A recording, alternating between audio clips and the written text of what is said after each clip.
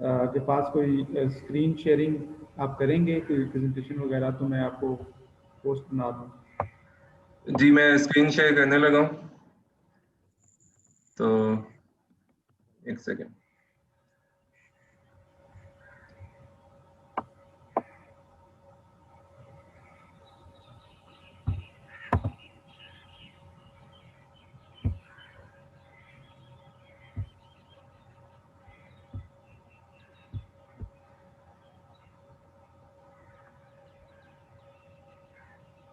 अब आपको मेरी स्क्रीन नजर आ रही है? जी सर, नज़र आ रही है। अच्छा मुझे बताइएगा कि अब आपको फुल स्क्रीन मोड में नजर आ रही है? जी, ये बड़ा ब्लैक होल्स वगैरह और नीचे वो हाँ, मगर सर्कल एक ही बना। आपको स्लाइड नजर आ रही है ना, आपको साइड पे कोई पेन्स तो नहीं नजर आ रहे? नहीं सर। ठीक है, तो उर्दू में करें या इंग्लिश में करें, क्या मेरा ख्याल सजेस्ट करते हैं? ऑडियंस हमारी ज़्यादा उर्दू में ही है, तो उर्दू में ही बेहतर है। ठीक है, ठीक है, उर्दू में करते हैं। लेकिन जाहिर है आपको पता है कि फिजिक्स में आदत होती है इंग्लिश की टर्म्स वगैरह की, तो जी जी, बीच में बिल्कुल बिल्कुल। स्विचिंग हो जाएगी और आदतन भी हो जाएगी। जी जी, कोई तो मसला नहीं बहुत है। बहुत शुक्रिया मुझे दावत देने का, और बड़ी मुझे खुशी है कि आप लोगों ने को फिजिक्स का इतना शौक है और अपने फिजिक्स का शौक जो है जिंदा रखा हुआ है नौजवानों में। तो thank you sir, thank you so हाँ, मच। आपका शुक्रिया, आपने हमें वक्त दिया। नहीं कोई प्रॉब्लम नहीं। तो अब ऐसा है कि वैसे तो ये एक पब्लिक टॉक है, तो मैं बिल्कुल आम फहम जो हैं कॉन्सेप्ट्स उनको यूज़ करूँगा, लेकिन ये ज़रूर मैंने अज्यूम किया है कि ज़्यादातर फिज़िक्स के शौकीन और फिज़िक्स के तलबा ही होंगे। तो थोड़ी बहुत मैंने लिबर्टी ली है कि अगर कोई कॉन्सेप्ट्स आ जाएं, बेसिकली ग्राफ्स वगैरह दिखाने से मैं परहेज़ नहीं करूँगा। और क्योंकि इसकी वजह ये है कि मैं नहीं चाहता कि मैं जो चीज़ें बिल्कुल आप एक विकिपीडिया का पेज खोल के देख सकें मैं वही यहाँ पे दोहराऊं। तो मेरी कोशिश होती है कि कुछ एटलीस्ट कोई कंसेप्ट कन्वे किया जाए। तो इस तमहीद के बाद मैं शुरू करता हूँ।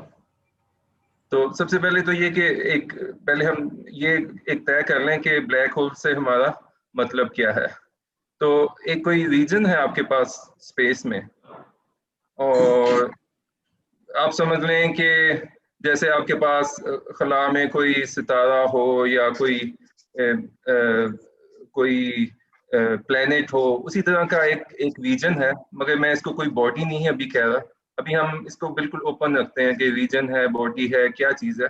लेकिन ये एक ऐसा रीजन है कि जिसमें चीज़ें अंदर तो जा सकती हैं, आप इसके अंदर कुछ फेंक सकते हैं, बल्कि अगर आप कोई चीज़ पास छोड़ दें, क्योंकि इसमें ग्रेविटी है, इसमें मैस है, तो वो चीज़ें ग्रेविटी की वजह से अंदर चली जाएंगी। लेकिन इसमें से बाहर कुछ नहीं आ सकता, बाहर आना इसमें अलाउड नहीं है। तो इसमें सिर्फ एक यक तरफा दरवाजा है, आप अंदर जा सकते हैं, बाहर नहीं आ सकते। तो ऐसा अगर कोई रीजन हो तो उसका हमें जनरल लेकर नाम रखा हुआ है ब्लैक होल्स। नाम वाजे है कि ब्लैक क्यों है, क्योंकि इसके अंदर से कुछ बाहर नहीं आता। अब कुछ से मतलब है कि कुछ भी नहीं, बिल्कुल कुछ नहीं, मतलब कि लाइट भी नहीं, किसी किस्म का कोई पार्टिकल बाहर नहीं आता। तो चूंकि लाइट भी नहीं आती, कुछ भी नहीं आता, तो हम इसको, कुछ लोगों ने इसका नाम ब्लैक दे दिया। और होल इसलिए कि चीज़ें इसमें चली जाती हैं, वापस नहीं आती। और हम देखेंगे कि होल की एक और भी बड़ी अच्छी वजह है इसको होल कहने की। लेकिन एक बात और याद रखने की है कि इसके बाहर जो है, जो हालात हैं वो कोई इतने मुख्तलिफ नहीं है। ये ऐसे ही आप अगर इसके पास हों तो आपको ऐसे ही लगेगा कि आप किसी प्लेनेट के पास हैं, जैसे आम चीज़ों की। आप प्लीज बाकी लोग माइक बंद कर दें। तो जैसे बाकी प्लैनेट्स की ग्रेविटी होती है या किसी सितारे की जो कशिश सर्कल होगी, तकरीबन तकरीबन वैसे ही होती है। बस आप ये समझ लें कि कोई बहुत अगर आपने डेंस किस्म का प्लैनेट हो या सितारा हो तो उसकी ग्रेविटी थोड़ी ज़्यादा होगी आसपास, वही हिसाब इसका है। ये सिर्फ जब आप इस के अपने रीजन के अंदर, ये इसका रेडियस मैंने आर कहा हुआ है, इसको ये जो जहां से ये शुरू होता है इसको कहते हैं इवेंट होराइजन। इसके बिल्कुल पास जाएं या इसको क्रॉस कर जाएं, जब तब चीजें ज्यादा चेंज होती हैं। बल्कि ऐसा है कि जितना बड़ा ब्लैक होल होगा उसके बाहर हालात उतने ही नॉर्मल किस्म के होंगे। तो ये जो एक कंसेप्ट सा दिखाया जाता है कि एक बहुत बड़ा ब्लैक होल है, वो चीजों को बस हड़प कर जाता है, ऐसा कुछ नहीं है। वो बड़ा कोई भी चीज होगी ज्यादा मैस की तो उसकी ग्रेविटी ज्यादा होगी, तो चीजें उसके आसपास आएंगी। तो अब क्या ये जो मैंने एक कॉन्सेप्ट बनाया कि ऐसी कोई चीज है कि जिसमें सब चीजें अंदर चली जाती हैं और बाहर नहीं आती, क्या ऐसी कोई चीज एग्जिस्ट भी करती है? अब ये है कि अभी हालिया सालों में पिछले 10 से 20 साल के बीच में हमारे पास ज्यादा से ज्यादा इसके लिए एविडेंस इकट्ठा होता जा रहा है कि ऐसे शायद कुछ चीजें मौजूद हैं, इससे मिलती जुलती आप कह लें फिलहाल। जैसे फॉर एग्जांपल अभी सबसे पहले जिसको कहते हैं कि ब्लैक होल की पहली तस्वीर ली गई है इवेंट होराइजन टेलीस्कोप से, और ये वही तस्वीर मैं आपसे शेयर कर रहा हूँ। ये एक हमारी आसपास ही एक गैलेक्सी है M87, it's a very super giant Galaxy. उसके बीच में हमने मेजर किया है कि कोई मैसिव ऑब्जेक्ट है जिसका मैस 7 बिलियन सूरजों के बराबर है। और अंदाजा ये है कि ये बहुत ही कॉम्पैक्ट, बहुत ही छोटे से वॉल्यूम में ये जमा हुआ है, और उसकी हमारे पास कोई एक्सप्लेनेशन नहीं है कि ये ब्लैक होल ही होना चाहिए। तो ये अंदाजा है कि ये ब्लैक होल है। और ये जो आसपास इसके आप विंग देख रहे हैं, ये एक गैस है जो कि उसके अंदर जा रही है, और वो जब अंदर जाती है तो फ्रिक्शन की वजह से गैस में टेम्परेचर बढ़ जाता है, तो इस वो एक अलग फिजिक्स है उसका। ब्लैक होल के अपने जो कूल किस्म के मज़ाहिर हैं उनसे इतना डायरेक्ट लिंक नहीं है, मगर इस तरह से उसके आसपास जो गैस जमा है उसके जरिए ही हम इसको देखते हैं। और ख्याल ये है कि जो हम अंदर सुराख देख रहे हैं ये वाकई में ही इसका इवेंट होराइजन ही है। फिर एक और काफ़ी ऐसे से ये लोगों का ख्याल है कि जो तमाम गैलेक्सी, वो तो मैंने एक गैलेक्सी दिखाई, तमाम बहुत सारी गैलेक्सीज के सेंटर में ब्लैक होल्स हैं और उनकी डिफरेंट वजूहात हैं। पहली तो ये कि आप मेजर कर सकते हैं कि वहाँ पे कितना मैस है, बहुत ज़्यादा मैस बहुत थोड़ी जगह पे जमा हुआ है, और वहाँ पे गैस उनके चक्कर खाती है। ये एक सिर्फ आर्टिस्टिक इम्प्रेशन है जिसके पे मेरा भी माउस है, लेकिन ये असल तस्वीरें हैं। ये जब गैस बहुत तेजी से घूमती है तो गर्म इतनी हो जाती है कि एक्सरेस वहाँ से निकलती हैं। ये एक्सरे सोर्सेस गैलेक्सी के सेंटर्स में बन जाती हैं, और इनको कहते हैं एक्टिव गैलेक्टिक न्यूक्लिया। बहुत शदीद तवानाई वहाँ से निकलती है, और इनके मतलब ख्याल है कि ये इनके बीच में ब्लैक होल्स हैं। ये वही जो पिछली मैंने M87 आपको दिखाई थी जिसका अब हमने इवेंट होराइजन से पिक्चर ली है, ये उसकी एक और पिक्चर है कि अंदर से ये जेट्स जो निकलते हैं पार्टिकल्स के, ये तकरीबन 6000 नूरी साल के बड़ा, इतना बड़ा जेट इससे खारिज हो रहा है। फिर एक तरीका ये है जिसके ऊपर इन प्रोफेसर साहिबा को नोबेल इनाम मिला है, एंड्रिया गेट्स को इस साल का, कि जो हमारी अपनी गैलेक्सी है उसका जो सेंटर है सेजिटेरियस ए, वहाँ पे ये है कि सितारे जो हैं आसपास वो बहुत तेजी से घूम रहे हैं। वहाँ पे एक हमें रेडियो सोर्स भी मिली है, मगर सितारे भी बहुत तेजी से आसपास घूम रहे हैं। और आपको पता है कि अगर कोई कोई कशिश शकल के तहत कोई चीज घूम रही हो किसी दूसरी के गिर्द, तो आप उसको यूज करके कैपले का थर्ड लॉ यूज करके आप सेंट्रल बॉडी का मैस निकाल सकते हैं। तो यही काम इन्होंने किया। बेसिक टेक्निक इन्होंने ये यूज की कि इन सितारों की जो कि बहुत ही एक डेंस जगह पे इकट्ठे हुए हैं, इनको रिजॉल्व कैसे किया जाए, उनकी स्पीड कैसे नापी जाए। तो ये एक ऑब्जर्वेशनल बहुत मेहनत तलब काम था, और उसके नतीजे में इन्होंने ये साबित किया कि वहाँ पे काफी ज्यादा मैस बहुत थोड़े जगह पे इकट्ठा हुआ है। तो इसके अलावा ये तो आपको पता ही होगा कि लाइगो जो है वहाँ पे भी अब हमें ये मिल रहा है, ये हम ऑब्जर्व कर चुके हैं कि ब्लैक होल्स मर्जर्स जो हैं उनके नतीजे में जो ग्रेविटेशनल वेव्स निकली हैं उनको डिटेक्ट किया गया है, और जो प्रेडिक्टेड हैं और जो हमें ऑब्जर्व हुई हैं वो हमें बहुत ज़्यादा कॉन्फिडेंस दे रही हैं कि वो ब्लैक होल के मर्जर से ही आई हैं। तो ये डिफरेंट एविडेंस मौजूद हैं, लेकिन इस सब में फिर भी ये मेन सवाल ये रहता है कि ब्लैक होल्स असल में हैं क्या? क्या ये कह देना काफ़ी है कि एक रीजन है जिसके अंदर चीज़ें जाती हैं बाहर नहीं आती, या हम उसके मतलब कुछ और भी जान सकते हैं? और दूसरे ये कि ये जो हमने कहा है ये क्या हमें कहीं नज़र आ रहा है? जो मैंने आपको ब्लैक होल की डेफिनेशन बताई है उसका इन ऑब्जर्वेशन से क्या ताल्लुक है? तो आपको कुछ ना कुछ थ्योरी के साथ, थ्योरी की रहनुमाई में ही ऑब्जर्वेशन जो है वो आपको कुछ कहीं लेके जाती है। तो वो हम देखना चाहते हैं कि इतने, क्योंकि ये जो ऑब्जर्वेशन है ये सब हमें ये बताएंगे कि बहुत डेंस ऑब्जेक्ट्स वहाँ मौजूद हैं। अब वो डेंस ऑब्जेक्ट क्या है, वो थ्योरी हमें लेके जाती है कि वो शायद ब्लैक होल ही होने चाहिए, क्योंकि शायद हमारी कायनात में और कोई इतने डेंस ऑब्जेक्ट्स पॉसिबल नहीं है हमारे जो कवानीन कुदरत हैं उनके हिसाब से। और फिर एक सवाल ये है कि वाई डू वी केयर? अब इसके दो जवाब हो सकते हैं। एक तो ये कि अगर आप का दिलचस्पी फल्कियात में है, आपका इल्म जो है की ख्वाहिश है ही ये कि आप जानें कि आसमान में क्या क्या चीज़ें मौजूद हैं, तो आसमान में ये डेंस ऑब्जेक्ट्स मौजूद हैं, तो आप जानना चाहेंगे कि ये इनकी हकीकत क्या है। बाय द वे अगर आप गौर करें तो जो एंड्रिया गैस को नोबेल मिला है, उन्होंने ये नहीं कहा कि इनको ब्लैक होल की डिस्कवरी पे नोबेल मिला है या ब्लैक होल की ऑब्जर्वेशन पे नोबेल प्राइज मिला है। उन्होंने सिर्फ इतना कहा है कि सुपर डेंस मैसिव ऑब्जेक्ट को साबित करने पे नोबेल मिला है। तो वो भी अभी ये चीज़ खुली रख रहे हैं कि ये ऑब्जेक्ट्स क्या है, ये कुछ भी हो सकते हैं। तो आपको एक थ्योरी की रहनुमाई चाहिए। फिर दूसरी मैं ये बात कर रहा था कि वाई डू वी केयर, और आप ये कह सकते हैं कि मुझे क्या दिलचस्पी है, मैं कोई फल्कियात दान तो हूँ नहीं।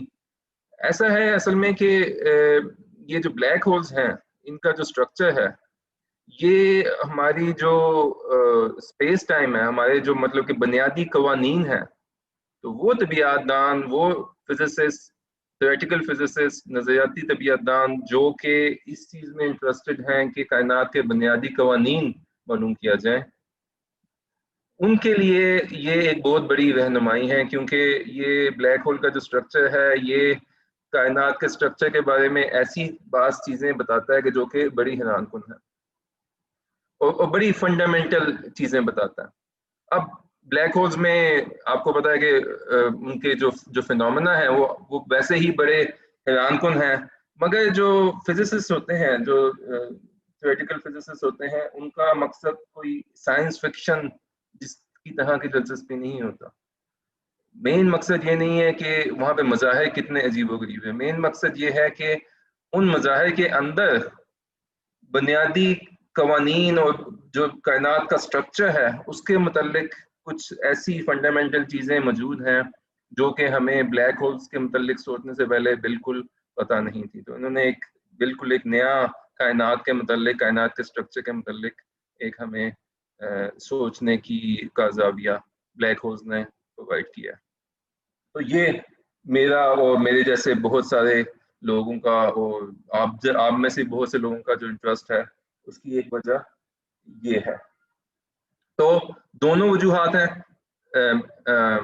जो एस्ट्रोनॉमर्स हैं वो भी वो ऑब्जर्वेशंस में इनको दिलचस्पी है, लेकिन इनका अगर ये साबित होता है कि ये एग्जिस्ट करते हैं तो ये हमारे जो तबियातदान हैं उनको जो जो एक नज़रिया जो है इनकी तरफ लेके जा रहा है उसकी तस्दीक होती है, तो वो हमें कायनात के बुनियादी कवानीन के बारे में कुछ बताता है। तो वो क्या कवानीन के बारे में क्या बता रहा है, वही चीज़ मैं आपसे डिस्कस करना चाहता हूँ। अब मैं इसके बाद कोई ऑब्जर्वेशंस के बारे में इतनी बात नहीं करूँगा, तो मैं आपको लेके जाऊँगा रॉजर पेनरोस का क्या काम था। तो जो ये बता रहा है हमें, ये बेसिकली हमें स्पेस के स्ट्रक्चर के बारे में कुछ बुनियादी चीजें बता रहा है। अब अगर हम स्पेस के बारे में सोचें तो पहला ख्याल तो ये आता है कि स्पेस तो कुछ भी नहीं है, ये तो खाली जगह है, इसमें ऑब्जेक्ट्स मौजूद होते हैं मगर बजाते खुद तो ये कुछ नहीं है। लेकिन आइंस्टाइन की जो कंसेप्शन है, जनरल थ्योरी ऑफ रिलेटिविटी है, उसके मुताबिक स्पेस बजाते खुद एक ऐसी चीज है जो कि जिसके अंदर तब्दीलियां वाक़ई होती हैं, और वो स्पेस बजाते खुद कुछ कवानीन को ओबे करती है। तो स्पेस को खाली बिल्कुल तस्वर करना है तो खाली, मगर एक बिल्कुल ना चीज तस्वर करना एक बिल्कुल गलत चीज है, क्योंकि ये चेंज होती है और कुछ कुछ कवानीन, फिजिक्स के कवानीन के मुताबिक हम प्रेडिक्ट कर सकते हैं कि कैसे चेंज होगी और उस चेंज को हम कैसे ऑब्जर्व कर सकते हैं। ये सब कुछ जो है आइंस्टाइन की थ्योरी के अंदर बताया गया है। तो अगर हम सोचें कि खाली जो स्पेस है ये कैसे, इसमें कोई स्ट्रक्चर कैसे हो सकता है, जो स्ट्रक्चर को आइंस्टाइन ने दरियाफ्त किया, तो बात ये है कि बेशक ये खाली है, लेकिन अगर आप फिजिक्स भी कर रहे हैं, अगर आप आइंस्टाइन से पहले की भी फिजिक्स कर रहे हैं, तो फिजिक्स में ये है कि जो ऑब्जेक्ट्स हैं वो स्पेस में मूव करते हैं और डिफरेंट स्पीड से मूव करते हैं। आपका फिजिक्स में आपका मेन मकसद ये है कि आप जो ऑब्जेक्ट्स की मूवमेंट है उनको आपने प्रिडिक्ट करना है, उनको क्वांटिफाई करना है कि ये ऑब्जेक्ट्स डिफरेंट फोर्सेस के तहत कैसे मूव करेंगे। तो आपने जो उनकी मूवमेंट बतानी है तो आपने उनको स्पेस में आइडेंटिफाई इतना तो करना है कि स्पेस में वो किस वक्त कहाँ होते हैं। तो ये आइडिया स्टार्ट किया रेने डिकार्ट ने। उसने कहा कि स्पेस को हम ऐसे सोच लें कि इमेजिनरी दिमाग में ये सोच लें कि चारों तरफ जो है आपके ये मीटर स्टिक्स लगी हुई हैं, और आपने किसी पार्टिकल की अगर पोजीशन बतानी है तो आप ये जो आपका एक मैश सा बन रहा है, एक जंगला बन रहा है, इसमें वो जिस जगह पे मौजूद है वहां पे आपने मार्किंग्स की हुई हैं, आप उसकी मार्किंग कर सकते हैं किस वक्त वो कहाँ है। तो स्पेस को आप इन 3 नंबर्स के जरिए, एक्स वाई जी एक्स जिसे आप कहते हैं, उसके जरिए आप क्वांटिफाई कर सकते हैं कि इस वक्त कौन सा पार्टिकल कहाँ है। तो आइंस्टाइन ने ये कहा कि ये जो आपका इमेजिनरी मैश है जिससे आप ये चीज़ों को नंबर्स दे रहे हैं, एक्स वाई जी कोऑर्डिनेट्स दे रहे हैं, ये जब आप कोई मैसिव ऑब्जेक्ट स्पेस में पड़ा हो तो ये मैश जो है ये बेंड हो जाता है, ये आप समझ लें कि वार्प हो जाता है, ये डिस्टॉर्ट हो जाता है। और इस तरह से आप सोच सकते हैं कि ये जो मैश है जो कि पहले एक बिल्कुल सीधा था, ये डिस्टॉर्ट हो गया, इसमें कर्वेचर पैदा हो गया। तो लिटरली आप ये सोच सकते हैं कि स्पेस एक है, कोई रबर शीट की तरह है, जिसके अंदर आप जब चीजें रखते हैं तो वो रबर शीट जो है या रबर का जो सॉलिड है वो डिस्टॉर्ट हो जाता है।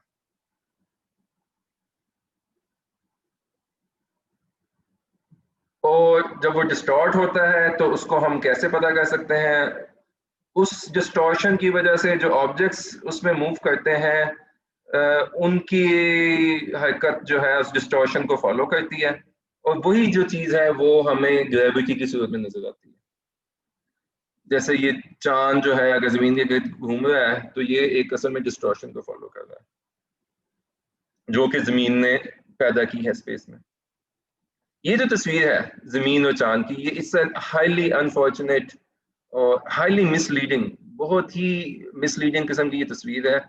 ये आई पुट इट देयर, मैं I apologise, I shouldn't have put it here. ये इस तरह से सोचना, मैंने देखा है बहुत लोगों को इससे कंफ्यूजन पैदा होती है कि ये तो ऐसे दिखाया गया है कि जैसे नीचे कोई ग्रेविटी है, आपने जमीन रखी तो वो नीचे जो है फोम नीचे दब गया। ऐसा ऐसा कुछ नहीं होगा, ये सिर्फ एक, आप इसको बिल्कुल ही कार्टून समझ लें। अभी मैं आपको जरा थोड़ा बेहतर तरीके से बताने की कोशिश करूंगा कि ये जो है कर्वेचर, ये डिस्टॉर्शन, इसको मैं अब कहूंगा कर्वेचर, कि एक रबर शीट है उसको आप पिंच कर रहे हैं, डिस्टॉर्ट कर रहे हैं, इन सब चीजों को एक कलेक्टिव नाम मैं कर्वेचर कर दूंगा।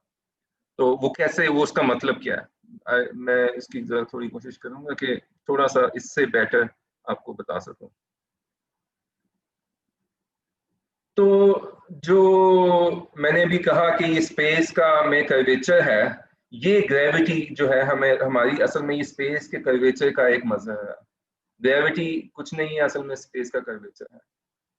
इसमें थोड़ी गलती है, ये स्पेस, अभी तक मैं स्पेस कहा था, ये स्पेस नहीं बल्कि स्पेस और टाइम स्पेस टाइम जिसे कहते हैं, उसमें आपको कर्वेचर पैदा करना है।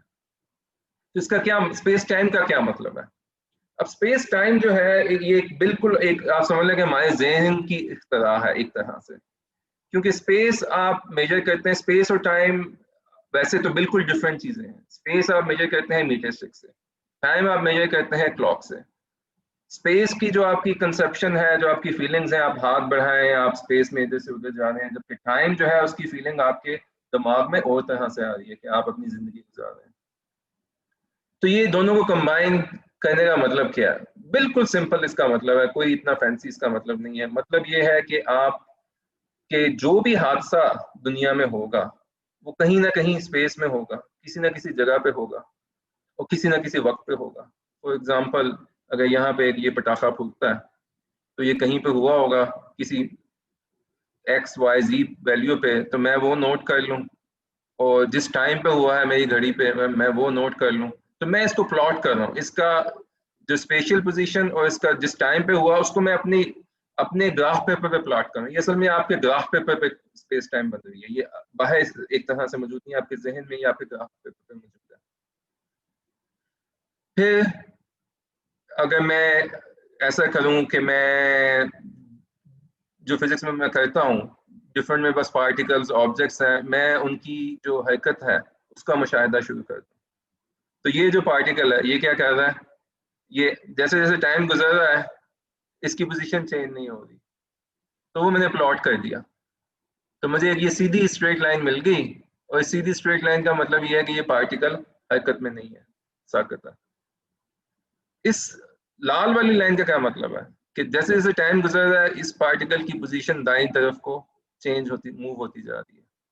इसका मतलब है कि ये पार्टिकल दाईं तरफ मूव कर रहा है, इसकी कोई स्पीड है, और ये बराबर टाइम में, क्योंकि इसका टेंजेंट सेम रह रहा है, बराबर टाइम में बराबर स्पीड बराबर डिस्टेंस कवर कर रहा है, तो ये कांस्टेंट स्पीड से मूव कर रहा है। तो वो पार्टिकल्स जो कि कांस्टेंट स्पीड से मूव कर रहे हैं, वो आपकी स्पेस टाइम जब आप ग्राफ बनाएंगे वो एक स्ट्रेट लाइन की सूरत में आपको नजर आएंगे। और अगर किसी पार्टिकल पे फोर्स लग रही है, इसका मतलब है कि उसकी स्पीड बढ़ रही है, तो फिर क्या होगा, पहले ये हरकत में नहीं था, फिर ये दाईं तरफ को मूव होना शुरू हो गया, पहले कुछ कम स्पीड से और वक्त के साथ साथ ज्यादा स्पीड से। तो ये जो टेढ़ी लाइन है जिसमें खम है, ये शो कर रहा है कि इस पार्टिकल के ऊपर कोई फोर्स है। तो अगर आप ऐसे स्पेस टाइम डायग्राम देखें, आप बता सकते हैं कि किस पार्टिकल पे फोर्स है और किस पे नहीं है।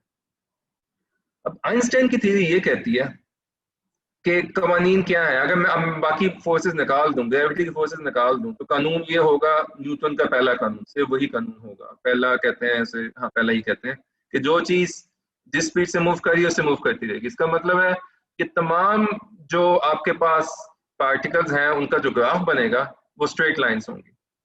इसको कहते हैं, इनको वर्ल्ड लाइंस भी कहते हैं। तो वर्ल्ड लाइंस जो है तमाम पार्टिकल्स की, वो स्ट्रेट लाइंस होंगी। आइंस्टाइन की थ्योरी ये कहती है, जनरल थ्योरी ऑफ रिलेटिविटी, कि आप ये ग्राफ बना लें तमाम वक्तों के लिए, तमाम स्पेस के लिए, इसमें जहां जहां बाहरी पार्टिकल्स की लाइंस हैं वहां पे पिंचिंग होगी, वहां पे कर्वेचर बनेगा। जिस शीट पे आपने बनाया है, एक आइंस्टाइन की जो इक्वेशंस हैं वो आपको बताएंगी कि इस शीट को आप इस तरह से मरोड़ दें, इस तरह से इसमें थोड़ा सा कर्वेचर डाल दें, क्योंकि यहाँ पे ये लाइन मौजूद है, और उस कर्वेचर की वजह से ये लाइनें टेढ़ी मेढ़ी लगेंगी, और वो जो सब बनेगा तस्वीर, वो आपको बताएगा कि यूनिवर्स में क्या पॉसिबल है और क्या नहीं पॉसिबल।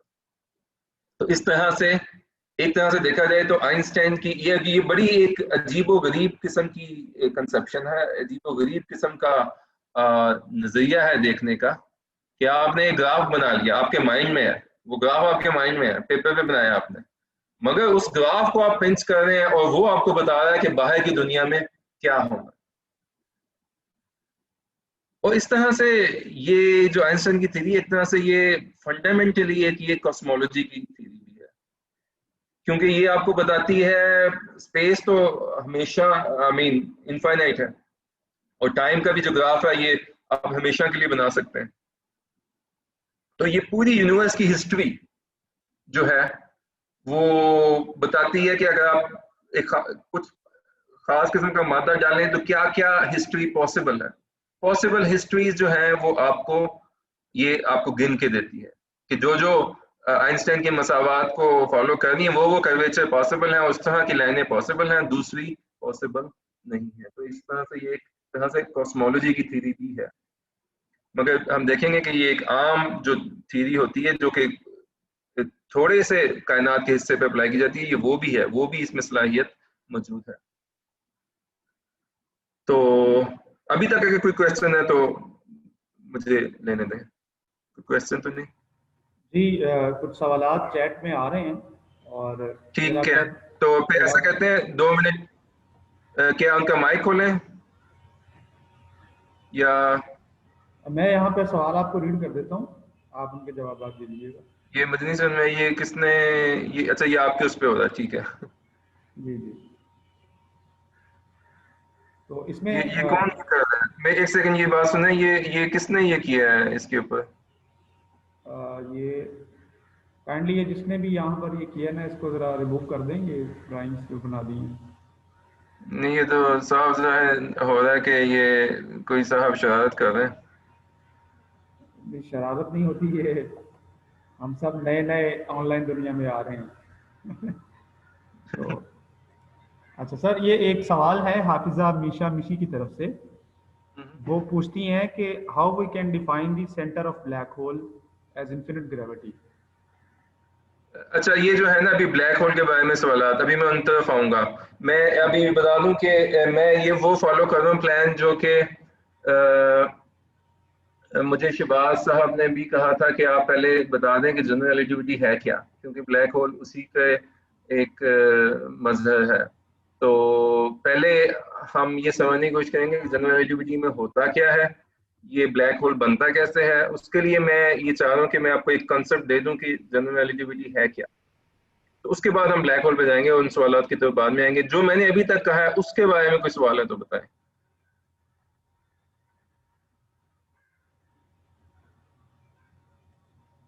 अभी तक तो ब्लैक होल के सवाल ही ज़्यादा आ रहे हैं, मेरा ख्याल आप ठीक है, कंटिन्यू करें। अभी इनको आप जमा रखें, मैं भी चलता हूँ आगे, तो उसके बाद फिर हम वहां पे चलेंगे।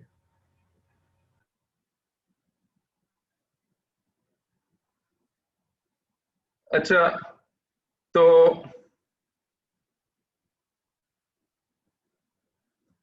अब इसमें कर्वेचर और ग्रेविटी का क्या ताल्लुक है? अब ये देखें कि न्यूटन के सर पे सेब गिरा, न्यूटन ने कहा कि ये सेब नीचे ही क्यों आया, और ये नीचे की तरफ इसकी एक्सेलरेशन क्यों हुई, इसको तो वहीं खड़े रहना चाहिए था। तो न्यूटन ने कंक्लूड किया कि अगर ये नीचे को एक्सेलरेट हुआ है तो कोई चीज़ इसके पुश कर रही होगी। तो उसने इन्वेंट कर लिया कि यकीनन कोई फोर्स है सेब और जमीन के बीच में जो सेब को नीचे की तरफ खींच रही है। आइंस्टाइन साहब भी वहाँ पास ही मौजूद थे, ये मेरी सारी थोड़ी फेक हिस्ट्री है।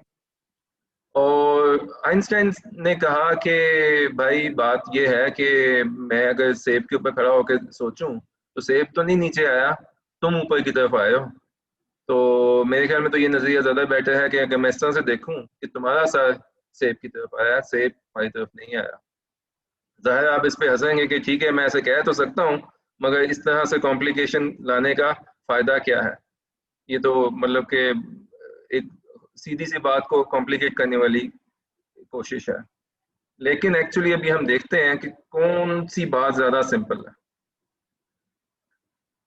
अब आप सोचें कि आप एक दो ऑब्जर्वर्स हैं, एक ये मोहतरमा ये बस में है, वहाँ पे डिफरेंट इनके पास चीज़ें भी हैं और बस चल रही है, और ये साहब नीचे खड़े हैं, एक इनकी अपने पास मीटर स्टिक है।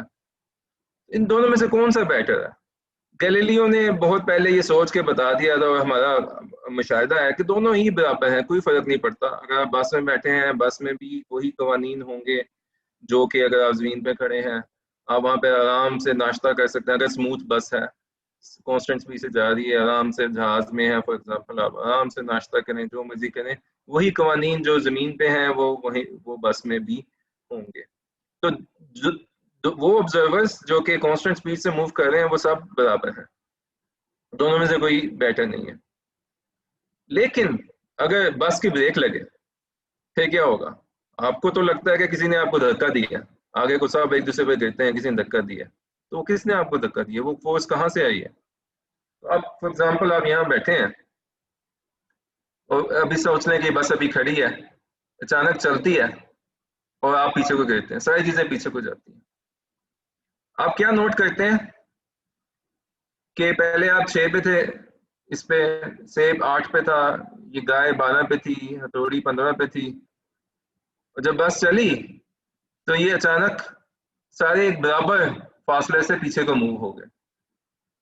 तो आपने क्या कंक्लूड किया? आपने ये कंक्लूड किया कि कोई फोर्स आई है, उसने हम सब के ऊपर एक फोर्स लगाई है जिससे उसने हमें एक्सेलरेट कर दिया। और वो कैसी फोर्स लगाई है? आपके ऊपर एक खास लगाई है, सेब के ऊपर सेब का मैच का मैं थोड़ी लगाई है, इस तरह से लगाई है कि उसकी एक्सेलरेशन भी आपके बराबर हो। गाय पे थोड़ी उससे भी बहुत ज्यादा लगाई है, आपसे ज्यादा लगाई है कि इन दी एंड उसकी एक्सेलरेशन भी आपके बराबर आ जाए। तो आप ये कहते हैं कि एक अजीबो गरीब सी कॉन्स्पिरेसी चल रही है, कोई फरिश्ते हैं या जिन्नात हैं जो कि पूरा हिसाब लगा के बराबर बराबर फोर्सेस लगा रहे हैं हम पे, जिससे हम सब में बराबर एक्सेलरेशन पैदा हो रही है। आप सोचते हैं कि नहीं ऐसा तो नहीं हो सकता। आप इन साहब से पूछते हैं, ये साहब आपको बताते हैं कि भाई बात ये है कि तुम जहां थे तुम वहीं पे हो, उसी पोजीशन पे हो। ये अगर आप यहाँ 5 पे थे मेरी मीटर स्टिक पे, बाद में भी आप 5 पे ही हैं, ये तो बस आगे निकल गई, जो आपकी मीटर स्टिक है वो एक्सेलरेट हुई है, आप एक्सेलरेट नहीं हुए। और ये बात कैसे साबित हुई? आपके पास एक अच्छी मीटर स्टिक यहाँ मौजूद थी, स्टेशनरी मीटर स्टिक मौजूद थी जो एक्सेलरेट नहीं हो रही थी, जिस उसमें आपको ये इमेजिनरी फोर्सेस पैदा नहीं करनी पड़ी। उसने बता दिया कि आप वहीं के वहीं खड़े रहे हैं, आपकी मीटर स्टिक में खराबी है। तो ये जो फोर्सेस आपने इन्वेंट की थी ये इमेजिनरी थी। अब यही चीज अगर न्यूटन को बताई जाए कि आप अगर आप टावर ऑफ पीसा से इन सब लोगों को फेंकें, न्यूटन के पास ये मीटर स्टिक है, न्यूटन ये कहता है कि सेब के ऊपर एक फोर्स लगती है जिससे वो एक्सेलरेट होता है, गाय के ऊपर बहुत ज्यादा फोर्स लगती है उसी हिसाब से कि उसकी एक्सेलरेशन सेम हो। ये गैलीलियो ने करके देख लिया था। आपके ऊपर थोड़ी कम लगती है कि आपकी एक्सेलरेशन सेम हो, थोड़ी भी और डिफरेंट लगती है कि उसकी एक्सेलरेशन भी, ताकि इन सब ऑब्जेक्ट्स की एक्सेलरेशन सेम हो। तो आप उसे कहते हैं भाईजान ये तो वही बात है जो बस में हुई थी, आप इमेजिन कर रहे हैं चीजों को, ये ऐसी कॉन्स्पिरेसी नहीं हो सकती कि सबके ऊपर फोर्सेज एडजस्ट हो। तो हम ये क्यों ना सोच लें कि आपकी मीटर स्टिक खराब है, कोई आसपास अच्छी मीटर स्टिक पूछ लें जहाँ पे हमें ये फोर्सेज इन्वेंट ना करनी पड़े। तो ऐसी मीटर स्टिक आप इजीली ढूंढ सकते हैं। अगर आप एक लिफ्ट ले लें, लिफ्ट को तोड़ दें, ये लिफ्ट भी गिर रही है, इस लिफ्ट में जो मीटर स्टिक है, चूंकि ये सारे साथ साथ गिर रहे हैं, इस मीटर स्टिक के हिसाब से ये चीजें जो है ये मूव ही नहीं कर रही, ये स्टेशनरी है। तो आप कहते हैं कि ये जो मीटर स्टिक है ये अच्छी मीटर स्टिक है, और इस मीटर स्टिक के हिसाब से कोई ग्रेविटी नाम की कोई फोर्स नहीं है। न्यूटन की मीटर स्टिक पे ग्रेविटी इसलिए आई क्योंकि वो मीटर स्टिक खराब है, वो एक एक्सेलरेटेड मीटर स्टिक है। तो साबित ये हुआ कि आइंस्टाइन का जो नजरिया था कि आप सेब के नुक्ता नजर से सोचें और इस टूटी हुई लिफ्ट के नुक्ता नजर से सोचें तो चीजें बहुत सिंपल हो जाएंगी, आपको कोई फोर्स इन्वेंट करनी ही नहीं पड़ेगी, आपकी इक्वेशन में फोर्स वो आएगी ही नहीं, तो वो बेटर है। तो आप ये टूटी हुई लिफ्टों की जो मीटर स्टिक हैं ये यूज करें। अब ये बिल्कुल आम तजर्बा है, ये जो जैसे ये जो स्पेस स्टेशन है, इसमें आपको पता है, ये देखें ये साहब ने ये टमाटर खड़े किए हुए हैं, कोई ग्रेविटी नहीं है। अब ये ना समझें कि स्पेस स्टेशन दुनिया से इतनी, जमीन से इतनी दूर है कि वहाँ कोई ग्रेविटी नहीं है, ये बिल्कुल पास पास ही है। बात सिर्फ ये है कि वो एक मुसलसल टूटी हुई लिफ्ट की तरह जमीन के ऊपर गिरता जा रहा है, गिरता जा रहा है गोल चक्कर में, और तो it's a good reference frame, और वहाँ पे आपको कोई ग्रेविटी नामी फोर्स की नजर नहीं आती। अब तो एक ये कंपनी भी है, $1 लाख लेती है और एक तरह से फॉलिंग लिफ्ट बनाते हैं जहाज में, ऊपर जाके जहाज को नीचे गिरा देते हैं कुछ 1 मिनट के लिए। हॉकिंग से तो नहीं इन्होंने पैसे लिए, लेकिन you can feel zero gravity in this experiment। तो साबित ये है कि आइंस्टाइन ने ये कहा कि ग्रेविटी नाम की कोई फोर्स मौजूद नहीं है। ये बात सिर्फ इतनी थी कि जैसे आप एक झूले में बैठ जाए, झूले को घुमाना शुरू कर दें तो आपको फोर्सेस फील होती हैं, ये इसी तरह की बात है। अगर आप अच्छी रेफरेंस सिस्टम यूज करें तो कोई ग्रेविटी नाम की फोर्स मौजूद नहीं है। इसको आप ऐसे भी ये आप इस चीज को आप प्रेडिक्ट भी कर सकते हैं। आप समझें, ये देखें, अगर आप ये वीडियो देखें, ये बोतल है, इसमें पानी है और बोतल के नीचे सुराख है। तो जब आप इसको ऐसे करेंगे तो पानी नीचे गिरेगा। लेकिन अगर ग्रेविटी ना हो, अगर आप स्पेस में हो, तो जाहिर है पानी नीचे की तरफ तो जा नहीं रहा, कोई प्रेशर नहीं है, तो पानी नीचे नहीं गिरेगा। अगर आप इस बोतल को छोड़ दें तो कोई ग्रेविटी नहीं है, पानी अंदर ही मौजूद था।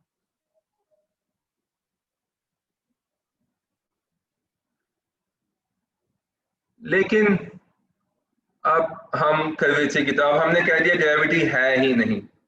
अब न्यूटन साहब जो है वो कहते हैं भाई मसला अभी भी इतना सादा नहीं है। फर्ज करें यहाँ से आप नीचे गिर रहे हैं, ये आपकी कोई लिफ्ट है, इसमें एप्पल है।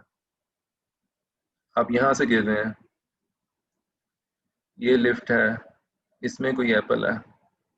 यहाँ से गिर रहे हैं तो आप जमीन के सेंटर की तरफ जाएंगे। तो आप अगर इन एप्पल्स को देखें और इन लिफ्ट के अंदर लगी मीटर स्टिक्स पे इनको पढ़ें तो जाहिर है ये नहीं, इनमें कोई फोर्स नहीं है।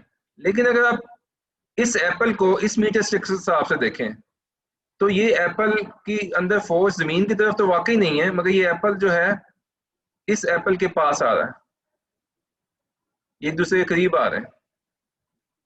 और अगर एक सैटेलाइट है वो जमीन के गिर्द घूम रहा है,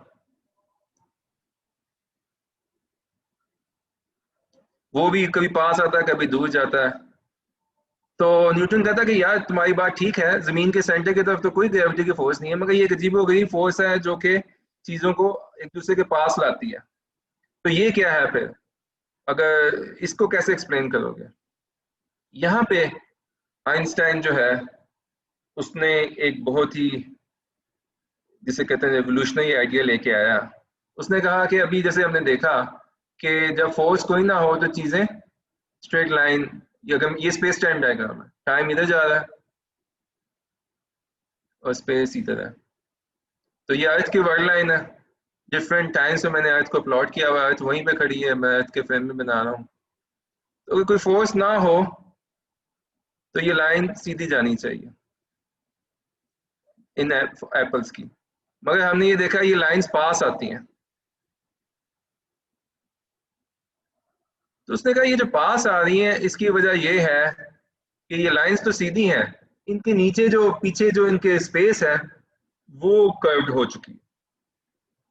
और ये जो चीज़ है ये तो हमें बड़ी इजीली मालूम है। अगर हम यही देख लें जमीन की सरफेस, अब ये स्पेस टाइम में कर्वेचर नहीं, एक आम नॉर्मल ऑब्जेक्ट स्पेस में कर्वेचर है कि यहाँ पे अगर मैं सीधी लाइन बनाऊं, ये सीधी तरीन लाइन है, सीधा ऊपर जा रहा हूँ, ये भी सीधी तरीन लाइन है, सीधा ऊपर जा रहा हूँ, मगर ये लाइन जमीन के नीचे जो इसके अंडरलाइन जमीन है उसके कर्वेचर की वजह से एक दूसरे के पास आती है। तो कर्व सरफेस पे पैरेलल लाइन, सीधी लाइन जो है दूसरे के करीब आना शुरू हो जाती है। और आप ये कह सकते हैं कि जो लाइनें हमें जो सीधी तरीन होती हैं कर्व सरफेस पे, वो हमें टेढ़ी मेढ़ी या एक दूसरे के पास आती दूर जाती नजर आती हैं कर्वेचर की वजह से। तो उसने कहा, आइंस्टाइन ने सोचा कि यही कुछ स्पेस टाइम में हो रहा है। तो अगर मैंने मून की मोशन दिखानी है अर्थ के अराउंड, ये again this is space time diagram, ये टाइम है, इधर इधर स्पेस है। तो ये जो मून जो है ये ऐसे स्पाइरल करता हुआ नजर आएगा, क्योंकि स्पेस में तो ये गोल घूम रहा है, लेकिन अगर इसका मैं ग्राफ बनाऊंगा तो ये इसकी वर्ल्ड लाइन से स्पाइरलिंग अराउंड अर्थ नजर आएगी। तो बिलीव इट और नॉट कि ये जो स्पाइरल है ये असल में एक स्ट्रेट लाइन है। ये ज्योमेट्री 4 डायमेंशन में ऐसे कर्व्ड हो चुकी है, ऐसे स्पाइरलिंग ज्योमेट्री बन चुकी है कि ये जो स्पाइरलिंग आपको वर्ल्ड लाइन नजर आ रही है, ये अगर आप इक्वेशंस को देखें आपको पता चलेगा कि ये एक वहां पे स्ट्रेट लाइन है। इसको कहते हैं geodesic, straightest possible line, just like ये स्ट्रेट लाइन है मगर मुड़ती है अंडरलाइन कर्वेचर की वजह से। इसी तरह ये एक स्ट्रेट लाइन है, मून कुछ करने की कोशिश नहीं कर रहा, वो सिर्फ ज्योमेट्री को फॉलो कर रहा है एंड यू कैन कंप्यूट कि वहां पे स्ट्रेट लाइन किस किस्म की होगी अर्थ की वजह से। तो हमने यानी कि ये एक तरह से साबित कर दिया कि ग्रेविटी नाम की कोई चीज मौजूद नहीं है, लेकिन अगर हम फॉलो करते रहें किसी चीज का वर्ल्ड लाइन तो हमें पता चलता है कि वो वर्ल्ड लाइन टेढ़ी मेढ़ी होती नजर आएगी, क्योंकि जो अंडरलाइन स्पेस टाइम है वो मैसिव ऑब्जेक्ट की वजह से कर्व्ड हो जाता है। और ये कर्वेचर जो है लोकल कर्वेचर है, तो ये देखें ये सारी स्ट्रेट लाइंस हैं, लेकिन जाहिर अगर मैं इस नीचे शीट को कहीं से उभार दूं, कहीं से पिंच कर दूं, लोकल कर्वेचर्स बना दूं, तो ये लाइंस जो है मुड़ी हुई नजर आएंगी, ऑल्थो ये स्ट्रेट लाइंस हैं। तो ऐसा ही कुछ स्पेस टाइम में होता है और जिसकी वजह से हमें ग्रेविटेशनल इफेक्ट्स नजर आते हैं। तो एक तरह से आइंस्टाइन ने दो काम किए, एक तो ग्रेविटी को निकाल दिया एज अ फोर्स, दूसरी बात उसने ये की कि उसने स्पेस टाइम को बजाय इसके कि एक बिल्कुल एम्प्टी चीज है, उसने उसको एक रबर शीट बना दिया जो कि लॉज को फॉलो करती है, जो कि चेंज की जा सकती है डिपेंडिंग ऑन के उसके अंदर क्या है, और चेंज की जाती है बड़े प्रिसाइज लॉज के तहत जिनको आइंस्टाइन फील्ड इक्वेशंस कहा जाता है। और क्या है ये फील्ड इक्वेशंस? ये मैंने सिर्फ सिंबॉलिकली लिखी हैं, ये बताती हैं कि अगर आप मैटर कहीं पे मौजूद हो, ये जो टर्म है ये कर्वेचर की है, ये बता रही है कि कर्वेचर कैसे प्रोड्यूस होगा, और ये बेसिकली बता रही है आपके पास मैटर है। अगर मैटर की डिस्ट्रीब्यूशन बताएं तो आपको कर्वेचर पता चल जाता है, लेकिन फिर कर्वेचर गाइड करता है कि मैटर वहां पे, क्योंकि लाइनें जो है, जो ज्योमेट्री है स्पेस टाइम की, वो कर्व्ड हो चुकी है, तो ये कर्वेचर मैटर को बताता है कि उसने मूव कैसे करना है। तो ये पूरा कपल्ड सिस्टम बन जाता है, आपने दोनों चीजों को एक साथ सॉल्व करना है, और बहुत मुश्किल ये इक्वेशंस हैं। ये आपके पास पार्शियल डिफरेंशियल इक्वेशंस आती हैं, कपल्ड 16 इक्वेशंस, तो उनको इकट्ठे सॉल्व करना, आइंस्टाइन का ख्याल था कि शायद कोई भी इसका सोल्यूशन कभी भी मालूम ना कर सके, एग्जैक्ट सोल्यूशन। बहरहाल ये इसकी थ्योरी थी। इसमें एक चीज मैंने मिस कर दी कि ये जो थ्योरी थी, ये तो आइंस्टाइन ने बताया कि स्पेस टाइम बेंड कैसे होती है, लेकिन इससे पहले भी 1905 में भी आइंस्टाइन ने स्पेस टाइम के बारे में कुछ बातें की थी जिनको कहा जाता है स्पेशल रिलेटिविटी। उसमें से हमें उस पोस्टुलेट्स में जाने की जरूरत नहीं है, लेकिन उसके दो इंपॉर्टेंट कॉन्सिक्वेंसेस हैं जो कि मैं यहाँ पे हमारे लिए यूजफुल होंगे, जो आगे हम करेंगे। उसमें ये है कि एक तो ये कि कोई भी चीज जो है वो लाइट से ज्यादा तेज नहीं कर सकती। जी बताएं, कोई क्वेश्चन है? कोई भी चीज लाइट से तेज मूव नहीं करनी चाहिए। अब मैं यूनिट्स वो यूज करूंगा जिसमें लाइट की स्पीड हो 1, मतलब कि आप ले लें टाइम का यूनिट सेकंड ले लें और लाइट का यूनिट 1 लाइट सेकंड, टाइम का यूनिट सेकंड ले लें और डिस्टेंस का यूनिट 1 लाइट सेकंड ले लें, तो लाइट की स्पीड क्या हो जाएगी? 1, because it moves 1 light second in 1 second. अगर स्पीड 1 होगी तो इसका मतलब है कि इसकी जो वर्ल्ड लाइन बनेगी वो 45 के एंगल में बनेगी, क्योंकि 1 सेकंड में 1, ये देखें 1 सेकंड में आप 1 मीटर 1 लाइट सेकंड डिस्टेंस तय करेंगे 1 सेकंड में, तो आपके पास 45 डिग्री की लाइंस आएंगी। और कोई लाइन जो इससे ज्यादा बाहर को, इससे ज्यादा टेढ़ी है, वो इस लाइट से भी फास्टर है। इसका मतलब है कि अगर चीजें फास्टर लाइट से फास्ट मूव नहीं करनी, तो बाकी जो भी चीजें हैं उनकी जो वर्ल्ड लाइंस हैं, अगर उन पर फोर्स लगा लें या ना लगाएं, उन्होंने लाइट से कम ही टेढ़ा होना है। ये लाइट राइट साइड को जा रही है, ये लाइट लेफ्ट साइड को जा रही है, तो ये एक तरह से कोन बनती है। तो बाकी जितनी मटेरियल ऑब्जेक्ट्स हैं, लाइट के अलावा, या जो मैसिव ऑब्जेक्ट्स हैं वो लाइट कोन के अंदर अंदर ही रहेंगे। अगर कोई ऑब्जेक्ट मैसलेस है तो वो भी लाइट की स्पीड पे जाएगा। तो मतलब कि ये लिमिट है, इससे बाहर कोई चीज मूव नहीं कर सकती। तो ये this will be very useful concept कि आइंस्टाइन की स्पेशल रिलेटिविटी की वजह से आपके पास लाइट कोन्स आ जाती हैं और सारे मैसिव ऑब्जेक्ट्स उस लाइट कोन के अंदर अंदर ही मूव करते हैं। दूसरी बात जो है कि there is no now, there is no universal now in the universe. Everyone have their own now. जैसे पोजीशन जो है वो तो हमें सबको पता है कि हर एक की अपनी अपनी है, कि अगर आप इस बोट में हैं, आप एक बाल को उछालें, बोट मूव कर रही है, आपने 14 सेंटीमीटर के ऊपर से उसको छाला, मीटर स्टिक आपकी आप अपनी वाली यूज कर रहे हैं, वो आपके पास वापस आपके हाथ में ही बाल आया। तो आपने कहा जहां से मैंने फेंका था वहीं आया, कि जो दोनों इवेंट है, बाल को ऊपर जाना वापस आना, इनके दरमियान कोई पोजीशन डिफरेंस नहीं था, वो एक ही जगह पे हुए।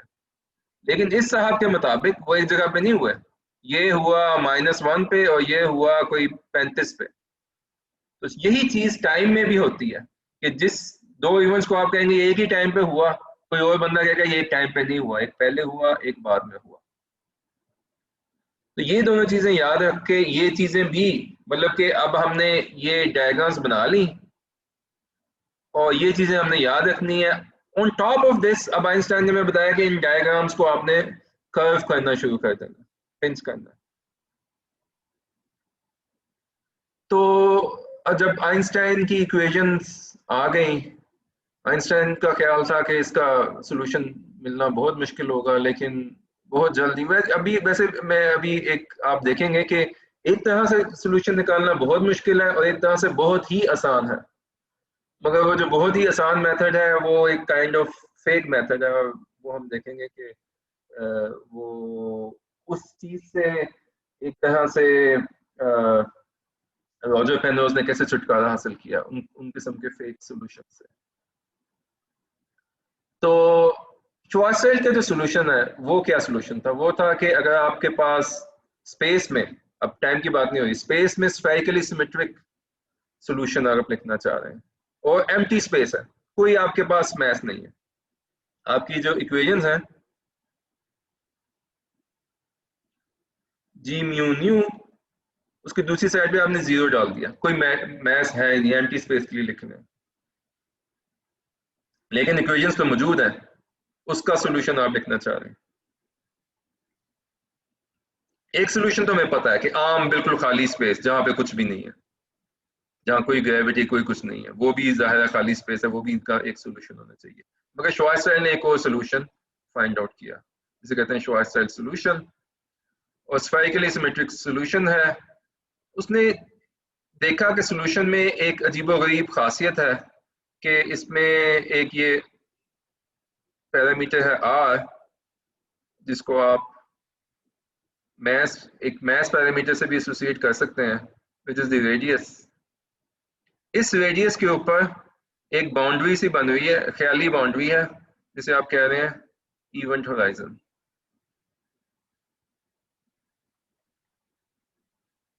और इसकी ये खसूसियत है कि अगर आप इसके अंदर से लाइट फेंकें कहीं भी, वो लाइट घूम फिर के अंदर ही गिर जाएगी, बाहर नहीं आप फेंक सकते, बाहर नहीं जाएगी। आप बाहर को फेंकें वो फिर घूम के अंदर इस सेंट्रल नुक्ते पे ही आ जाएगी। और जो सेंट्रल नुक्ता है वहां पे इसने देखा कि कर्वेचर जो है वो इनफाइनाइट हो रहा है। तो इस तरह एक तरह से ये एक सिंगुलर सिचुएशन है, कर्वेचर फाइनाइट हो रहा है, तो आपने वर्ड लाइन फॉलो करनी है फोटोन की या किसी और ऑब्जेक्ट की, तो आप जब वो इनफाइनाइट कर्वेचर पे हिट करेंगे तो वहां से आपको पता नहीं चलेगा कि ये जो सीधी लाइन है, चूंकि इतनी पिंचिंग हो चुकी है, ये किधर को जा रही है, इसका क्या बनना है। तो इस चीज को कि जब आपकी वर्ड लाइन जो है वो अनडिफाइंड हो जाए, इसको सिंगुलैरिटी कहा गया। हालांकि ये कंसेप्ट इतना क्लियर नहीं था पेनरोज से पहले, बस एक ऑब्जर्वेशन थी कि यहाँ कर्वेचर इनफाइनाइट हो रहा है। तो लेकिन लोगों ने इसको सीरियसली नहीं लिया। लोगों ने कहा कि ऐसे गलत मलत सॉल्यूशंस तो निकलते रहते हैं, इसका मतलब ये नहीं कि अगर थ्योरी में एक सॉल्यूशन मौजूद है कि वो वाकई दुनिया में वो चीज़ मौजूद भी होगी। तो इसको सीरियसली नहीं लिया गया। अलबत्ता बर्कहॉफ का ये थ्योरम हुआ जिसने कहा कि अगर आपने स्फेरिकली सिमेट्रिक सिचुएशन लेनी है एम्प्टी स्पेस में, तो this is the only possible solution. इसका क्या मतलब है? इसका मतलब ये है कि अगर मैं किसी सितारे के बाहर खड़ा हूं या किसी जुपिटर के बाहर खड़ा हूं, तो ये समझ लें कि ये जुपिटर का ये रेडियस है, ये रेड वाला, this is the surface of Jupiter.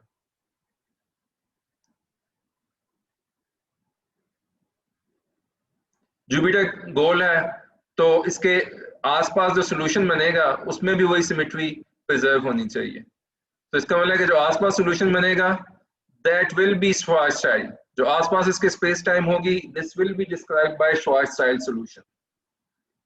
तो जितने भी आप प्लैनेट इसके आसपास जो मून, जुपिटर के मून जो घूमते हैं, दे फॉलो श्वार्ज़चाइल्ड ज्योमेट्री। श्वार्ज़चाइल्ड की जो स्ट्रेट लाइंस हैं उसकी ज्योमेट्री में बनती हैं, दे फॉलो दोस। इसी तरह अर्थ जो सन के गिर्द घूम रही है, इट फॉलोज श्वार्ज़चाइल्ड सॉल्यूशन, श्वार्ज़चाइल्ड जियोडेसिक्स। फर्क सिर्फ इतना है कि यहाँ पे अब आपके सारा मैटर आ गया, जबकि ये सॉल्यूशन जो है it's a solution for empty space. तो ये सॉल्यूशन अंदर वैलिड नहीं रहा, सिर्फ बाहर वैलिड है। और चूंकि ये बाहर वैलिड है तो बाहर ही हमें बता देता है कि प्लैनेट्स क्या करेंगे, लेकिन अंदर वैलिड नहीं है, तो अंदर अब इवेंट होराइजन का सवाल ही नहीं रहा, क्योंकि अंदर ये सॉल्यूशन ही नहीं है। तो अब अंदर प्लैनेट मौजूद है, मैस मौजूद है, और कोई सिंगुलैरिटी मौजूद नहीं है। कोई, हमारी अर्थ भी यही सॉल्यूशन बना रही है, अर्थ के अंदर कोई सिंगुलैरिटी नहीं है, नॉर्मल मैटर है, कोई इवेंट होराइजन नहीं है।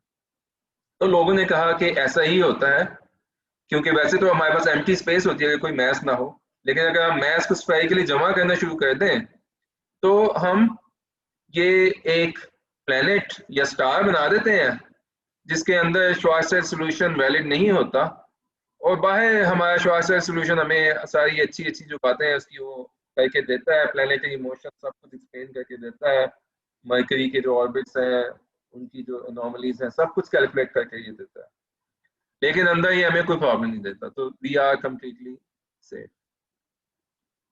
एक क्वेश्चन अलबत्ता था, वो क्वेश्चन ये था कि अभी ये सेफ तो हम ऐसे हुए कि ये जो जुपिटर है या अर्थ है इसका मैंने साइज बनाया है श्वार्ज़चाइल्ड रेडियस, जो कि फिक्स होता है मैस के साथ। तब क्या होगा अगर मैं इस मैस को, इस जुपिटर के मैस को क्रश करना शुरू करूं और इस रेडियस के अंदर ले जाऊं? तो ये जो है जुपिटर को यहां ले आया। अब तो यहाँ पे इस एरिया में सॉल्यूशन वैलिड है, क्योंकि अब यहाँ खाली स्पेस, सॉरी यहाँ पे, क्योंकि यहाँ खाली स्पेस है और सॉल्यूशन अगर वैलिड है तो यहाँ पे अब मेरे पास इवेंट होराइजन होना चाहिए, और अगर इवेंट होराइजन होना चाहिए तो क्या ये अंदर सिंगुलैरिटी भी बनेगी, और ये कितना क्रैश होगा, क्रैश होकर क्या ये बाहर को आएगा, क्या इवेंट होराइजन बनेगा या नहीं बनेगा? ये एक सवाल था। लोगों ने इसका जवाब बहुत सिंपल दिया। लोगों ने कहा कि ऐसा कभी भी नहीं होगा, क्योंकि ये जो आपने सिचुएशन ली है कि ये इम्पॉसिबल है। इसकी तरफ मैं भी आता हूँ, वो मैं वापस जाऊंगा कि उन्होंने कहा कि ऐसा नहीं हो सकता। क्यों? स्नाइडर ओपेनहाइमर ने कैलकुलेशन भी कुछ की, उन्होंने ये ऐसे बिल्कुल स्फेरिकली सिमेट्रिक एक डस्ट लेके उसका एक सॉल्यूशन निकाला जनरल रिलेटिविटी में, एंड दे फाउंड कि ये सारी डस्ट जो है ये सेटल हो जाती है एक पॉइंट पे। तो अगर इस डस्ट का कोई मैस है तो वो सारा मैस एक पॉइंट पे जमा हो गया और आपके पास इनफाइनाइट डेंसिटी और इनफाइनाइट कर्वेचर आ गया। ये कोई ऐसी हैरानकुन बात लोगों को नहीं लगी, क्योंकि ये तो बिल्कुल ही आर्टिफिशियल सिचुएशन है। एक तो ये कि बिल्कुल परफेक्ट सिमेट्री हो, अब अंदाजा करें कि पार्टिकल्स हैं, उन्होंने एक पॉइंट पे इकट्ठे होना है, तो एक दूसरे को कभी उन्होंने मिस नहीं करना, और पॉइंट पार्टिकल्स हैं, तो आपको परफेक्ट स्फेरिकल सिमेट्री चाहिए जो कि कभी भी दुनिया में नहीं होगी। फिर दूसरी बात ये है कि ये यहाँ पे आप अज्यूम कर रहे हैं कि सिर्फ ग्रेविटी की फोर्स है। अब जाहिर है पार्टिकल्स जब एक दूसरे को टकराएंगे तो एक दूसरे को धक्का भी देंगे, प्रेशर होगा, वो एक दूसरे को साइड पे कर देंगे और स्फेरिकल सिमेट्री टूट जाएगी। तो ये तो आप अगर न्यूटन की थ्योरी में भी आप निकालें कि अगर आप एक रिंग स्फीयर बना लें परफेक्ट डस्ट का, तो न्यूटन की थ्योरी भी ये कहती है कि वो सारा जो डस्ट है वो एक पॉइंट पे सेटल हो जाएगी and will give you infinite density over there, जो कि न्यूटन की थ्योरी में कभी भी हैरान को नहीं समझेगी, बिल्कुल आर्टिफिशियल सिचुएशन है। तो यही लोगों ने सोचा कि यही ऐसा ही कुछ ये जो श्वार्ज़चिल्ड सॉल्यूशन है, जो ब्लैक होल सॉल्यूशन है, जब आप प्लैनेट उसके अराउंड कंसिडर नहीं कर रहे, वो ऐसी ही एक सिचुएशन आर्टिफिशियल हो कर रहा है जो दुनिया में कभी भी नहीं बनेगा। मैं जरा आपको श्वार्ज़चिल्ड सॉल्यूशन का थोड़ा सा मजीद दिखाना चाह रहा हूँ। इस दफ़ा मैं श्वार्ज़चिल्ड की जो ज्योमेट्री है वो स्पेस टाइम में बना के तो आपको उसकी कुछ चीज़ें बताना चाह रहा हूँ जो कि हमारे काम आएगी। कितना टाइम हो गया? Almost 1 hour sir. तो कितना मैं और ले लूँ? 20 मिनट और ले लूँ? सर 30 मिनट्स आप कर सकते हैं। ठीक है, फिर तो कोई मसला नहीं। तो अब आप ये देखें कि अब मैं स्पेस टाइम में बना रहा हूँ, ये टाइम है, ये आप रेडियल कोऑर्डिनेट ले लें। तो श्वार्ज़चिल्ड सॉल्यूशन में ये मेरी एक सिंगुलैरिटी है, वो एक जगह पे खड़ी हुई है, तो विद टाइम ये इसकी वर्ल्ड लाइन है, वो वहीं पे खड़ी है, एज टाइम गोज ऑन वो वहीं पे खड़ी है। ये मेरा इवेंट होराइजन है, इवेंट होराइजन का राइट एंड है, इवेंट होराइजन का लेफ्ट एंड है, और ये जो है ये भी वहीं पे खड़ा है, तो ये I just get the straight line. ये लाइट कौन है? ये लाइट का पाथ है, लाइट 45 पे जाती है, तो एक लाइट अंदर को जा रही है, तो ये जाते जाते जाते जाते अंदर गिर जाएगी और ये लाइट बाहर चली जाएगी। लेकिन होता ये है, क्योंकि ये एक कर्व सिचुएशन है, मेरे पास यहाँ पे एक नॉन ट्रिवियल श्वार्ज़चिल्ड ज्योमेट्री है, वो मैं कैसे रिप्रेजेंट कर सकता हूँ? उसका एक इफेक्ट ये होता है कि जो लाइट कोन है, क्योंकि मैं इस अब लाइट कोन तो स्ट्रेट थी मगर मैं स्पेस को डिस्टॉर्ट कर रहा हूँ, स्पेस टाइम को डिस्टॉर्ट कर रहा हूँ अकॉर्डिंग टू आइंस्टाइन इक्वेशंस। तो वो मुझे ये बताती हैं कि ये जो लाइट कोन है, जब मैं इसके पास आता हूँ इवेंट होराइजन के, ये टिल्ट होना शुरू हो जाती है। तो टिल्ट होने का मतलब ये है कि ये जो अंदर जो जा रही है वो 45 से और नीचे को हो जाती है, और जो बाहर जा रही है 45 से ऊपर उठ जाती है। तो इसका मतलब है कि जो लाइट अंदर गिर रही है वो लगता है मुझे, जो अगर मैं यहाँ खड़ा हुआ मुझे लगेगा कि वो लाइट यहाँ पे ज्यादा तेजी से जा रही है क्योंकि उसको ग्रेविटी पुल कर रही है। I will interpret it as कि gravity is pulling on it. लेकिन जो लाइट बाहर आ रही है वो 45 पे नहीं जा रही, तो light has slowed down, which I will say कि it makes sense क्योंकि ग्रेविटी मौजूद है और मुझे पता है कि लाइट बेंड होती है ग्रेविटी से, तो it has slowed down. By the way, this was, I don't know if I mentioned it over here, this was one of the first confirmation of Einstein's theory कि light जब सूरज के पास से गुजरती है तो बेंड हो जाती है, and exactly according to Einstein's equation। और यहाँ पे उनका कंक्लूजन ये था कि लाइट तो एक वेव है, वो क्यों ग्रेविटी से इफेक्ट हो रही है? क्योंकि लाइट तो straight line in space time जो है वो फॉलो कर रही है और वो लाइंस बेंड हो गई। तो ऐसा ही यहाँ हो रहा है, ये बेंड हो गई है लाइट कोन, तो लाइट मुझे लग रहा है स्लो डाउन है, लेकिन बाहर को आ रही है। जब दूर पहुंचना शुरू होती है तो फिर लाइट कोन खुलना शुरू हो जाती है, वापस इसका टिल्ट कम होना शुरू हो जाता है क्योंकि अब यहाँ पे दूर जब मैं जाता हूँ तो कर्वेचर का इफेक्ट कम है और ये वापस 45 पे पहुंच जाती है। तो मुझे लगता है कि लाइट निकली कम स्पीड पे और जब बाहर आना शुरू हुई तो उसने अपनी स्पीड जो है 3 into 10 to the 8 meters per second attain करना शुरू कर दी। ये जो है simple fact about tilting of the light cones, इसको यूज करके आप बड़े इंपॉर्टेंट रिजल्ट्स जो है यूजिंग ओनली डायग्राम्स आप डिराइव कर सकते हैं। फर्स्ट करें कि ये इवेंट होराइजन के पास कोई बंदा है जो कि हर 1 सेकंड बाद एक लाइट की पल्स छोड़ रहा है। अब ये लाइट पहले तो सीधा चलती है, फिर 45 पे जाती है, तो ये जो टेढ़ी ऐसे बेंट लाइंस हैं वो इस तरह की शेप ले लेती हैं। तो जो चीज यहाँ पे वो हर 1 सेकंड बाद छोड़ रहा था लाइट की पल्स, वो यहाँ उनमें डिफरेंस आ जाता है 3 सेकंड का। ये टाइम है, ये स्पेस है। तो आप ये क्या कहते हैं, आपने इस बंदे से वादा लिया था कि हर सेकंड बाद तुम छोड़ोगे, और आपको हर 3 सेकंड बाद मिल रही है, तो आप ये कंक्लूड करते हैं कि ये जब इवेंट होराइजन के पास मौजूद है तो इसकी पूरी बायोलॉजी, इसकी क्लॉक्स, जो क्लॉक से यूज कर रहा था मुझे भेजने के लिए, वो स्लो डाउन हो गई है। उसका 1 सेकंड मेरे 3 सेकंड में पूरा होता है जाके। तो इसको कहते हैं gravitational time dilation, and you can derive it just using by this tilting of light cones. और ये जो है, ये जैसे मैंने कहा कि ब्लैक होल्स के बाहर कोई ऐसी अजीबोगरीब दुनिया नहीं है, यही चीज जो है ये अर्थ के पास भी होती है। ये अर्थ में ये लोगों ने ये एक्सपेरिमेंट करके चेक कर लिया कि अगर आप अर्थ की सरफेस पे क्लॉक रखें और ऊपर जाके आप बिल्डिंग की 10वीं मंजिल पे रख दें, जो 10वीं मंजिल वाली क्लॉक है वो फास्ट होगी बनिस्बत के जो कि फ्लोर पे पड़ी हुई है। वो यही इफेक्ट है।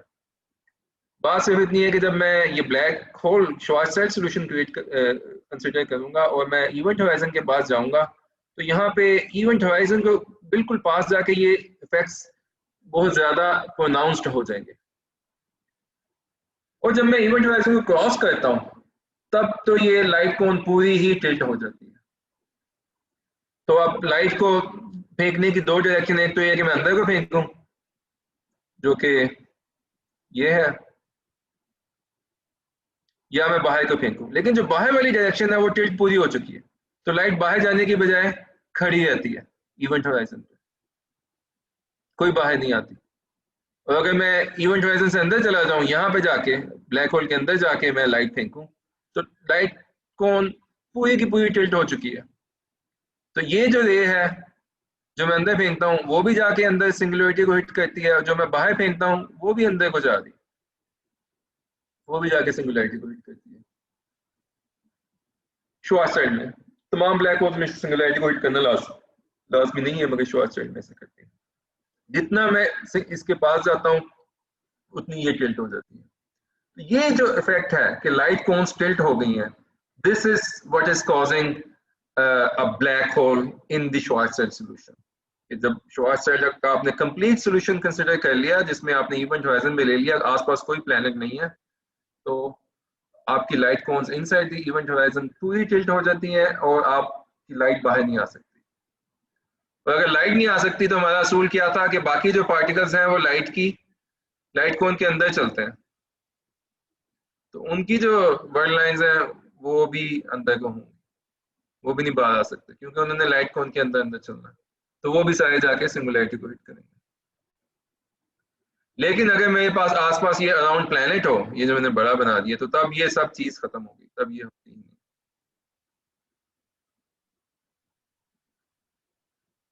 तो ये सब जो था ये एक फिक्शन सी तस्वर होती थी। और आपको शायद मालूम हो कि आइंस्टाइन ने जब जनरल थ्योरी ऑफ रिलेटिविटी दी, तब तो ये थ्योरी बहुत मशहूर हुई, आइंस्टाइन भी इसकी वजह से बहुत मशहूर हुआ, स्पेशली जबकि बेंडिंग ऑफ लाइट 1919 में दरियाफ्त हो गई। लेकिन उसके बाद लोगों को मालूम नहीं था इस थ्योरी के साथ क्या करें, क्योंकि इक्वेशन इतनी मुश्किल थी, उनसे कोई डील नहीं कर सकता था, और बड़े ऐसे तक इसमें कोई खास काम का मजे का काम नहीं हुआ। एक जो काम बहुत इंपॉर्टेंट है जिसका मेंशन करना जरूरी है, क्योंकि उसकी बेसिस पे उस काम को यूज करके आगे रॉजर पेनरोज, और अगर आप रॉजर पेनरोज और स्टीफन हॉकिंग का जितना भी काम देखें, इसमें ये इक्वेशन जो है लाजमी यूज होती है। ये बंगाल के थे रे चौधरी, इन्होंने कुछ प्रूव किया।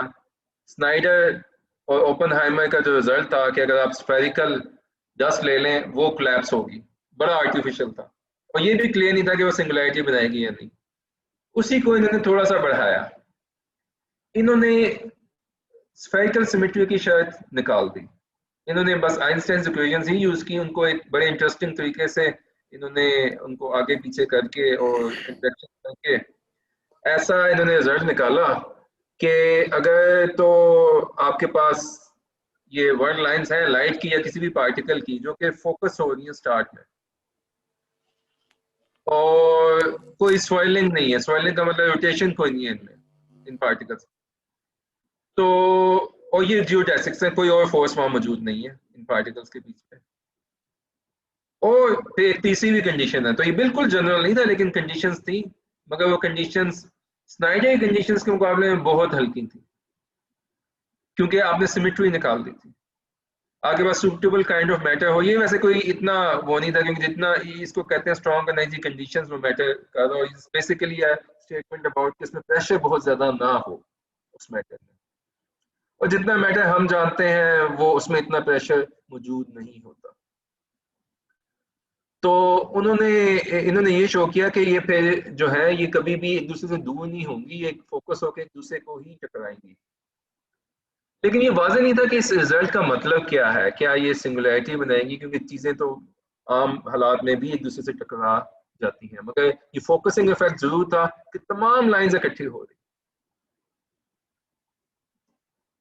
इन सारी कंफ्यूजन्स और बड़ी स्ट्रॉन्ग कंडीशंस थी।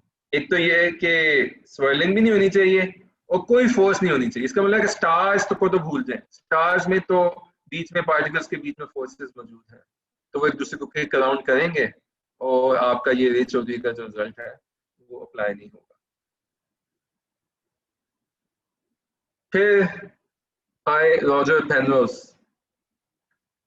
इन्होंने बिल्कुल ही फील्ड को रेवोल्यूशनाइज कर दिया।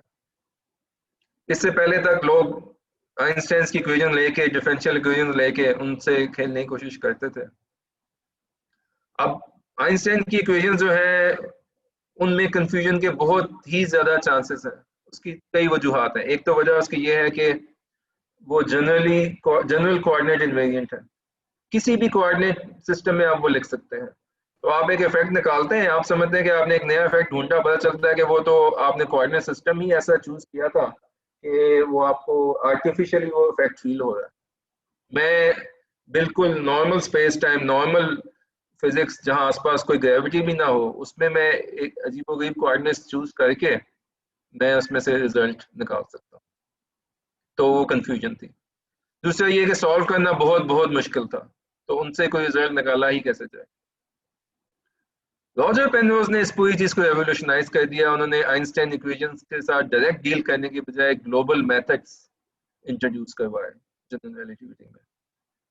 तो इस तरह से आप सोचें कि अगर आप फॉर एग्जांपल अगर आप एनालिटिक ज्योमेट्री कर रहे हैं, वो बहुत यूजफुल है, लेकिन यूजफुल तब है जबकि आपको उसकी अच्छी तरह से समझ हो कि ये जो डिफरेंशियल इक्वेशन है ये किस चीज को डिस्क्राइब कर रही है।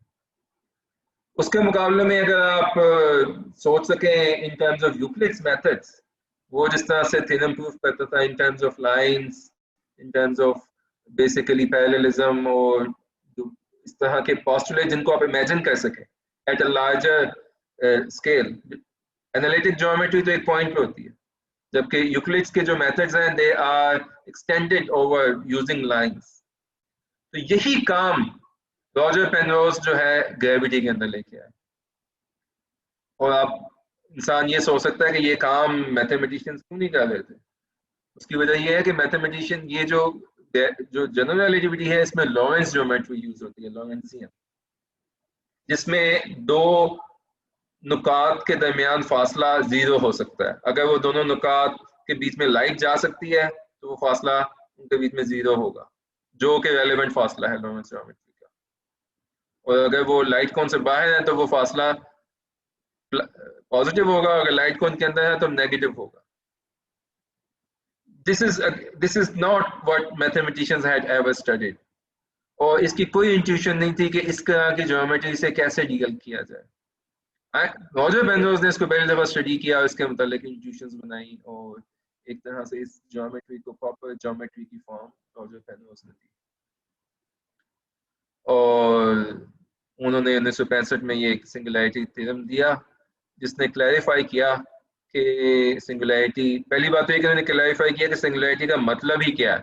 अगर ये फोकस हो रही है, ये सिंगुलैरिटी बनाएंगे या नहीं, और क्या मतलब है कि सिंगुलैरिटी बन रही है। और उन्होंने ये भी प्रूव किया कि ये जो सिंगुलैरिटी है ये बहुत ही जेनेरिक कंडीशंस में बनेगी, जनरल रिलेटिविटी प्रेडिक्ट करती है कि ये होंगी।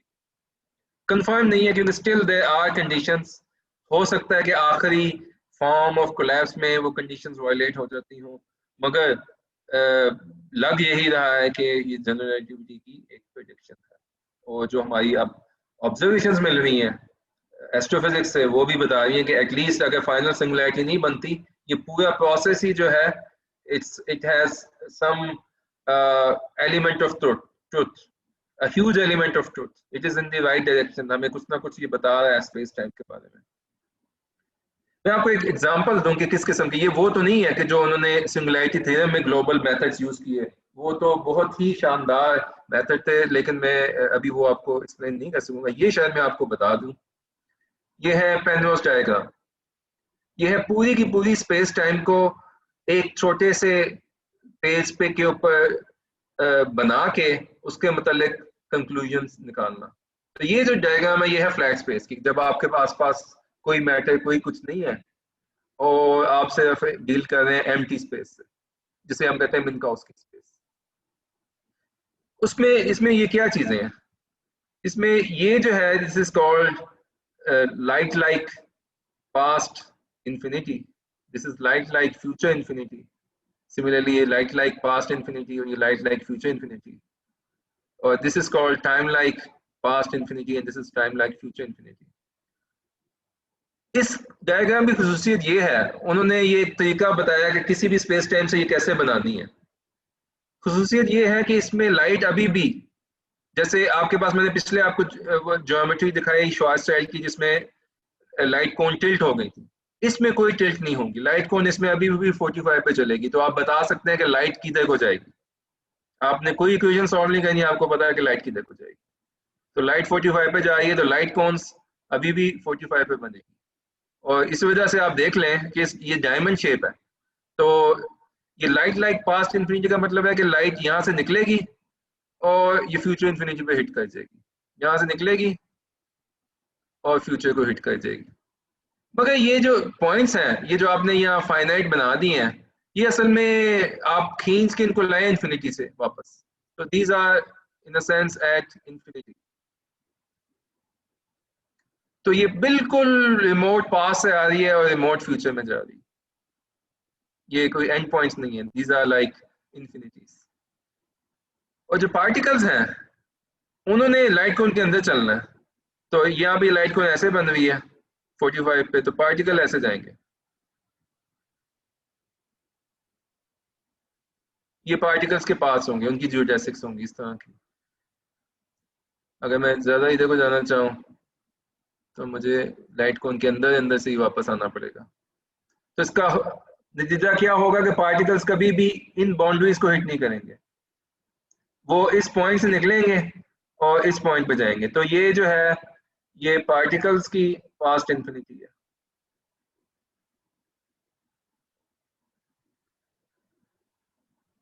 और ये पार्टिकल्स का फ्यूचर है।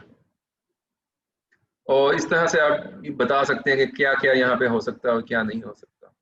यहाँ पे अगर मैं एक स्पेस लाइक कर्व बनाऊं, ये स्पेस लाइक इंफिनिटी है लेफ्ट पे और राइट पे, ये स्पेस लाइक कर्व होगा, कोई भी कर्व इसको इससे मिला दूं।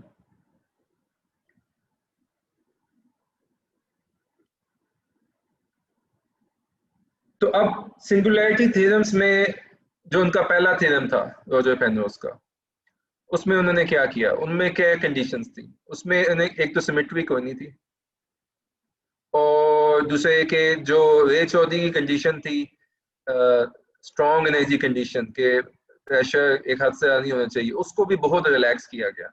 अभी भी प्रेशर एक हद से बहुत ज़्यादा नहीं निकलना चाहिए, लेकिन it's very hard to imagine कि कोई ऐसा मैटर कैसे होगा जिसमें उतना प्रेशर हो, क्योंकि जितना मैटर हम जानते हैं, जितनी फील्ड्स हमारे पास मौजूद हैं, उनके जो फेजेस मौजूद हैं स्टैंडर्ड मॉडल में, उनमें से किसी में उतना प्रेशर प्रोड्यूस नहीं हो सकता।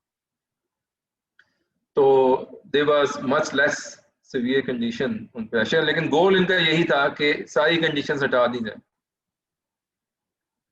और ग्लोबली हाइपरबोलिक स्ट्रक्चर, वो सिर्फ उसका मतलब सिर्फ ये है कि जैसे यहाँ पे है, यहाँ पे ग्लोबली हाइपरबोलिक का मतलब क्या है कि अगर मैं ये एक सरफेस बना दूं स्पेस लाइक, इससे मुझे सब पता चल सकता है। यहाँ पे अगर मैं डाटा दूं,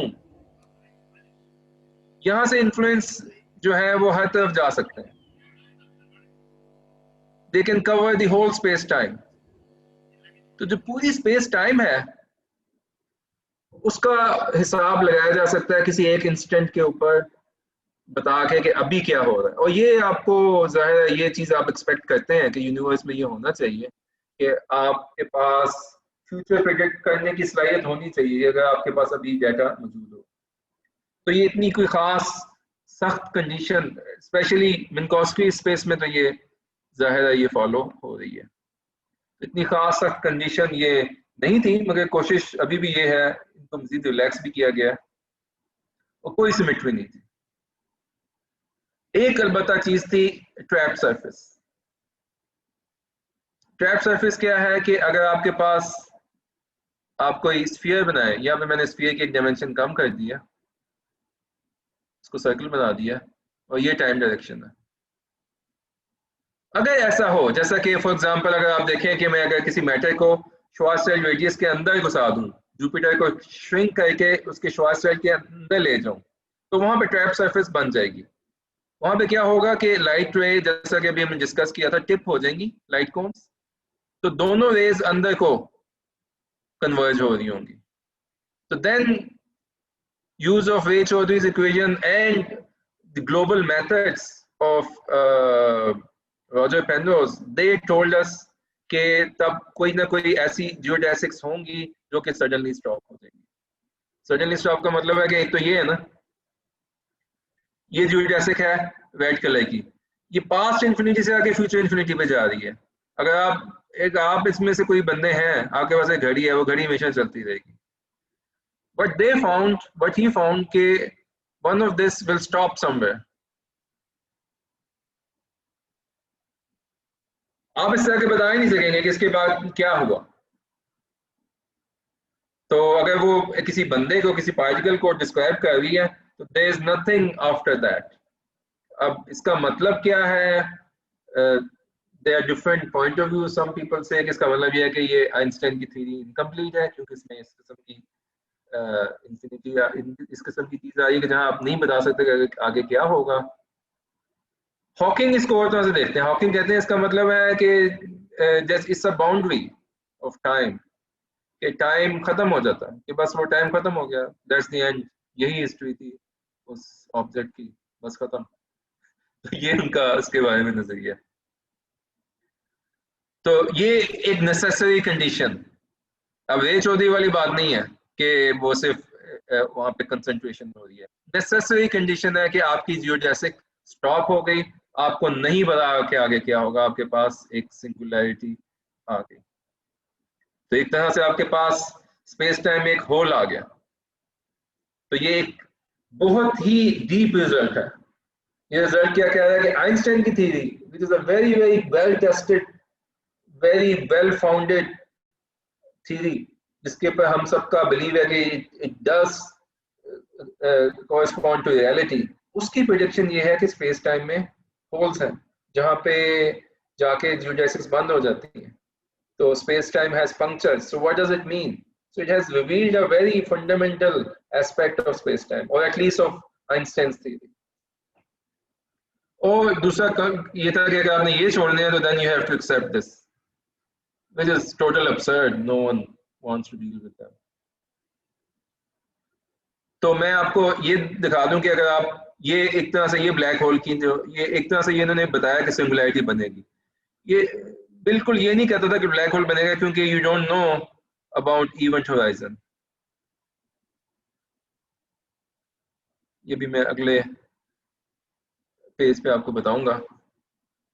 लेकिन ये एक तरह से आपको बताया कि फॉर एग्जांपल अगर मैं देखूं श्वार्ज़फेल्ड कैसे बनेगा, तो ये मेरी मिन्कोस्की स्पेस है जो मैंने पिछले सफर में बनाई थी।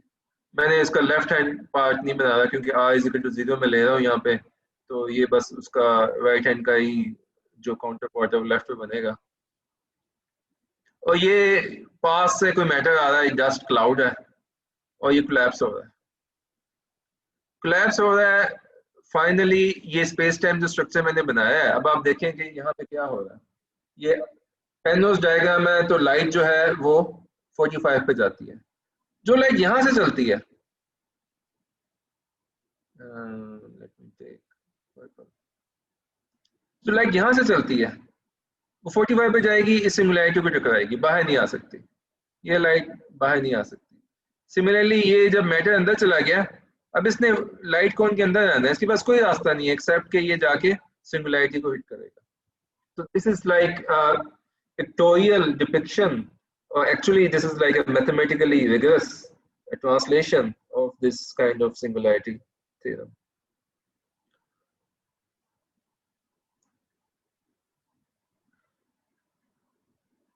इसी जमाने में हॉकिंग ने भी जनरल रिलेटिविटी में काम करना शुरू कर दिया और पेनरोज के साथ मिलकर काम करना शुरू कर दिया। ये बात याद रखें कि ये काम ये सारे आइडियाज लाए पेनरोज ही थे। और हॉकिंग ने इन थ्योरम्स को जनरलाइज करना शुरू कर दिया पेनरोज के साथ मिलकर। तो एक तो ये कि कुछ कंडीशंस इन लोगों ने रिलैक्स की, लेकिन जो सबसे कमाल का काम हॉकिंग ने किया, रियलाइज कि आप रे चौधरी इक्वेशन को रिवर्स करके you can get a singularity theorem for the past. कि अभी तो पेनरोज ने ये साबित किया कि ये ट्रैप सरफेस बन जाती है और फ्यूचर में जाके आपके पास एक सिंगुलैरिटी आती है। But Hawking proved under very general condition, not completely general, we don't know if they really apply to our universe or not, it seems like they do apply, past में भी एक singularity लाजमी है। कि अगर हम अपनी जियोडेसिक्स देखना शुरू करें आसपास, उनको एक्सटेंड करें पास्ट में, एक जियोडेसिक उनमें से कुछ कंडीशंस में सारी जियोडेसिक्स जो है वो स्टॉप हो जाएंगी फाइनाइट टाइम पे, और कुछ अगर कंडीशंस रिलैक्स करें तो कम से कम एक जियोडेसिक जो ऐसी होगी जो कि खत्म हो जाएगी। इसका मतलब है कि एक सिंगुलैरिटी को हिट करेगी। तो जो डायमंड है मैंने बनाया था मिन्काउस्की स्पेस का, फ्लैट स्पेस का, वो डायमंड नहीं है, वो ऐसे है। तो ये क्या बता रहा है? ये बता रहा है कि कोई भी चीज जो है वो यहां से निकलेगी, लाइट ऐसे जाएगी, ये तो फ्यूचर इंफिनिटी है लाइट की, उसको हिट कर दिया। लेकिन जो पार्टिकल्स हैं उन्होंने भी इसके अंदर ही रहना है, ये इनके फ्यूचर है। फ्यूचर में तो इन्फिनिटी तक वो जिंदा रहते हैं, लेकिन पास्ट में वो एक फाइनाइट टाइम से आए थे। यहाँ पे अगर मैं खड़ा हूँ, पीछे जाके चेक करूँ, ये फाइनाइट टाइम पहले ये यहाँ पे ये जूडासिक स्टॉप हो गई, और अगर ये जूडासिक यहाँ पे स्टॉप हो गई, हाँ सर इसके एरिया डिक्रीज नहीं होता? रेडियस एरिया सर, रेडियस ये यहाँ पे रेडियस वाज़ेह नहीं है। ये जो डायग्राम है ना, ये ज़रा मैंने आपको डिराइव करके तो नहीं दिखाई, ये ज़रा काफ़ी कॉम्प्लिकेटेड डायग्राम है। इस डायग्राम में ऐसे ही शो किया जाता है कि ये जो पास्ट जो सिंगुलैरिटी है, इसको आप कहते हैं स्पेस लाइक सिंगुलैरिटी। ये रेडियस नहीं दिखा रहा यहाँ। और दूसरी बात ये कि जो यूनिवर्स का रेडियस है, it doesn't have to be zero at the big bang, just के आपका कर्वेचर इनफाइनाइट हो जाता है वहाँ पे। इसका मतलब है कि आपके डेंसिटीज इनफाइनाइट हो जाती है, मगर रेडियस जीरो होना की कोई खास जरूरत नहीं है वहाँ पे। बल्कि एक्चुअली अगर यूनिवर्स ओपन है तो रेडियस जीरो नहीं होगा। बहरहाल यहाँ पे रेडियस दिखाए भी नहीं जा रहे, ये खास तरह से बनाई जाती है। लेकिन जो इसमें मेन नोट करने वाली बात यह है कि ये जियोडेसिक्स यहाँ पे खत्म हो जाती हैं। इसका मतलब है कि इससे पहले जो हुआ वो आपको थ्योरी नहीं बता सकती, वो आपको बताती ही नहीं है कि ये पार्टिकल पीछे कहाँ जा रहा था। एक तरह से ये पार्टिकल यहाँ से स्टार्ट हुआ। सो इसको आइंस्टाइन जो हॉकिंग है वो तो उसको बहुत सीरियसली लेते हैं, वो कहते हैं कि the universe had a start, और हमें यही एक्सेप्ट करना चाहिए कि टाइम यहाँ से स्टार्ट होता है। मगर जाहिर है कुछ लोग are not very easy with it, अभी मैं उसका पे जिक्र करूंगा। फिर पेनरोज ने इसी दौरान क्योंकि उन्होंने सिर्फ ये प्रूव किया था कि सिंगुलैरिटीज बनेंगी, उन्होंने ये प्रूव नहीं किया था कि इवेंट होराइजन बनेगा। उन्होंने एक cosmic censorship conjecture, this is a conjecture,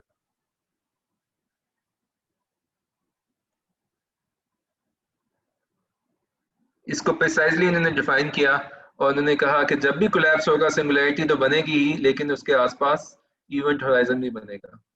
अगर इसको तस्लीम कर लिया जाए कि ऐसा ही होता है, और इसके कोई काउंटर एग्जांपल आज तक नहीं मिल सका, आज तक कोई ऐसा सोल्यूशन नहीं मिल सका कि जिसमें ऐसा ना हुआ हो, but it's not a theorem yet. लेकिन अगर आप इसको एक्सेप्ट कर लें तो इसको यूज करके हॉकिंग ने फिर और आगे से थ्योरम प्रूफ किए using singularity theorem and cosmic conjecture, censorship conjecture. उसमें से जो एक बहुत ही कमाल का थ्योरम है वो है कि area of a black whole can never decrease. कुछ भी कर लें आप दो ब्लैक होल्स को मिला दें या ब्लैक होल के अंदर कुछ फेंकें या कुछ अंदर से निकालने की कोशिश करें, निकलेगा तो खैर कुछ नहीं उसमें से, तो एरिया जो है वो हमेशा इंक्रीज होता है। एक्चुअली अगर आप if you make combine two black holes, उनका जो कंबाइंड है, जो नए ब्लैक होल का एरिया बनेगा वो इनके कंबाइंड एरिया से ज्यादा होगा। इट्स नॉट के areas just will just fit, ये ज्यादा होगा। ये श्वार्ज़चिल्ड केस में तो आप एक्सप्लिसिटली देख सकते हैं, मगर इन जनरल भी ज्यादा होगा, कैसा भी कोई ब्लैक होल क्यों ना हो। तो इससे एक और आइडिया हॉकिंग को आया, और वो ये था कि area is like entropy, it never decreases. और जो सरफेस ग्रेविटी है दैट्स लाइक टेम्परेचर। और अगर आप ये आइडेंटिफिकेशन ले लें एरिया की एंट्रोपी के साथ और सरफेस ग्रेविटी की टेम्परेचर के साथ, तो ब्लैक होल मैकेनिक्स के जितने लॉज हैं, जिसमें से आपको वो भी शामिल करना पड़ेगा, एक है पेनरोज प्रोसेस के ब्लैक होल से एनर्जी एक्चुअली आप एक्सट्रैक्ट कर सकते हैं, चीज निकालने की जरूरत नहीं है, you can still get take out some energy. एक प्रोसेस इजाद किया था पेनरोज ने, इमेजिन किया था। So if you use all those laws of black hole mechanics कि ब्लैक होल में क्या क्या पॉसिबल है, यू फाइंड आउट कि you can write them as the three laws of thermodynamics. तो यहाँ से हॉकिंग को आइडिया आया कि black holes are probably they have entropy and probably they are hot. लेकिन लोगों ने कहा कि ये तो एक एनोलॉजी है सिर्फ, कि हॉट के सेंस में वो है, वहां तो कुछ है ही नहीं, वो तो सिर्फ एक इमेजिनरी सरफेस है। लेकिन फिर हॉकिंग ने कमाल की कैलकुलेशन की, और उस कैलकुलेशन ने आज तक लोगों को परेशान करके रखा हुआ है, और अभी भी थ्योरेटिकल फिजिक्स में एटलीस्ट क्वांटम ग्रेविटी की साइड पे जितना काम हो रहा है उसका एक बहुत बड़ा हिस्सा इसी प्रॉब्लम को रिजॉल्व करने में लगा हुआ है। ये 70s के शुरू में इन्होंने की थी, मगर अभी तक इसका कोई सोल्यूशन नहीं आ सका। तो क्या कैलकुलेशन थी, आपको ये पता ही होगा कि हम एम्प्टी स्पेस जो है ये बिल्कुल एम्प्टी नहीं है। क्वांटम मैकेनिक्स जब हम बीच में लाते हैं, so this is a combination of general relativity and quantum mechanics. It only happens when you consider quantum mechanics, quantum mechanics के बगैर नहीं ये होता। तो क्वांटम मैकेनिक्स ये कहती है कि एम्प्टी स्पेस से आप पार्टिकल और एंटी पार्टिकल पेयर बनते हैं और खत्म हो जाते हैं। तो ये फिर स्पेस टाइम डायग्राम है, टाइम इधर है, इधर स्पेस है। तो ये पार्टिकल निकले, ये एंटी इलेक्ट्रॉन और एंटी इलेक्ट्रॉन पॉजिट्रॉन ये निकले, और इन्होंने ये इनकी वर्ड लाइन्स हैं, फिर आपस में जाके एक दूसरे से मिलके खत्म हो गए। ये होता रहता है। तो लेकिन सपोज करेंगे कि ये ब्लैक होल के पास हो रहा हो और ये वापस आने से पहले, मिलने से पहले ये अंदर चला जाए होराइजन के, तो अब तो ये बाहर आ ही नहीं सकता।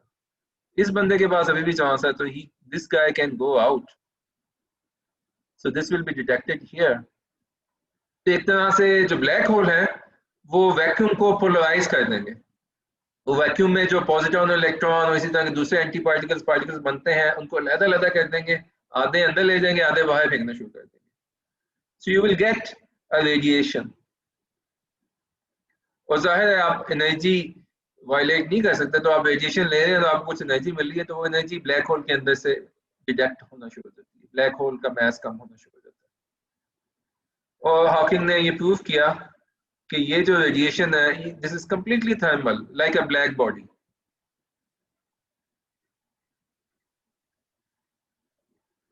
तो इसमें कोई इंफॉर्मेशन मौजूद नहीं होती, इसमें सिर्फ ये पता चलता है कि जिस ब्लैक होल से ये आई थी उसका टेम्परेचर क्या है। It only tells you about the temperature, और temperature is proportional to the 1/, mass. तो इट टेल्स यू कि अभी जो रेडिएशन आई है उसका तो उसका मास क्या था। लेकिन जब रेडिएशन आना शुरू होती है, black hole keeps losing its mass, so finally it goes to down to zero mass. तो क्या होगा, आपका ये स्टार है, अगर मैं पूरा प्रोसेस दिखाऊं, स्टार कोलैप्स होना शुरू हुआ, कोलैप्स हो गया, सिंगुलैरिटी तो यहाँ बनानी चाहिए थी, मैंने नीचे बना दी, let me make it here,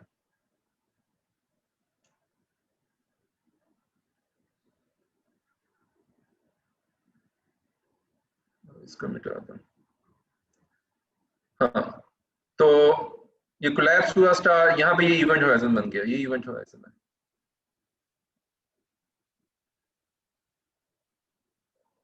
और ये अब ब्लैक होल जो है ये रेडिएट करना शुरू होगा, जब ये रेडिएट करेगा इसका साइज छोटा हो जाएगा, और फिर जितना साइज छोटा होगा, अगर आप देखें temperature is proportional to 1/mass, mass कम होगा तो ये हीट अप होना शुरू हो जाएगा ब्लैक होल, और मजीद ज्यादा तेजी से रेडिएट करना शुरू कर देगा। तो it's a runaway process and finally it will be gone, all the mass will be gone.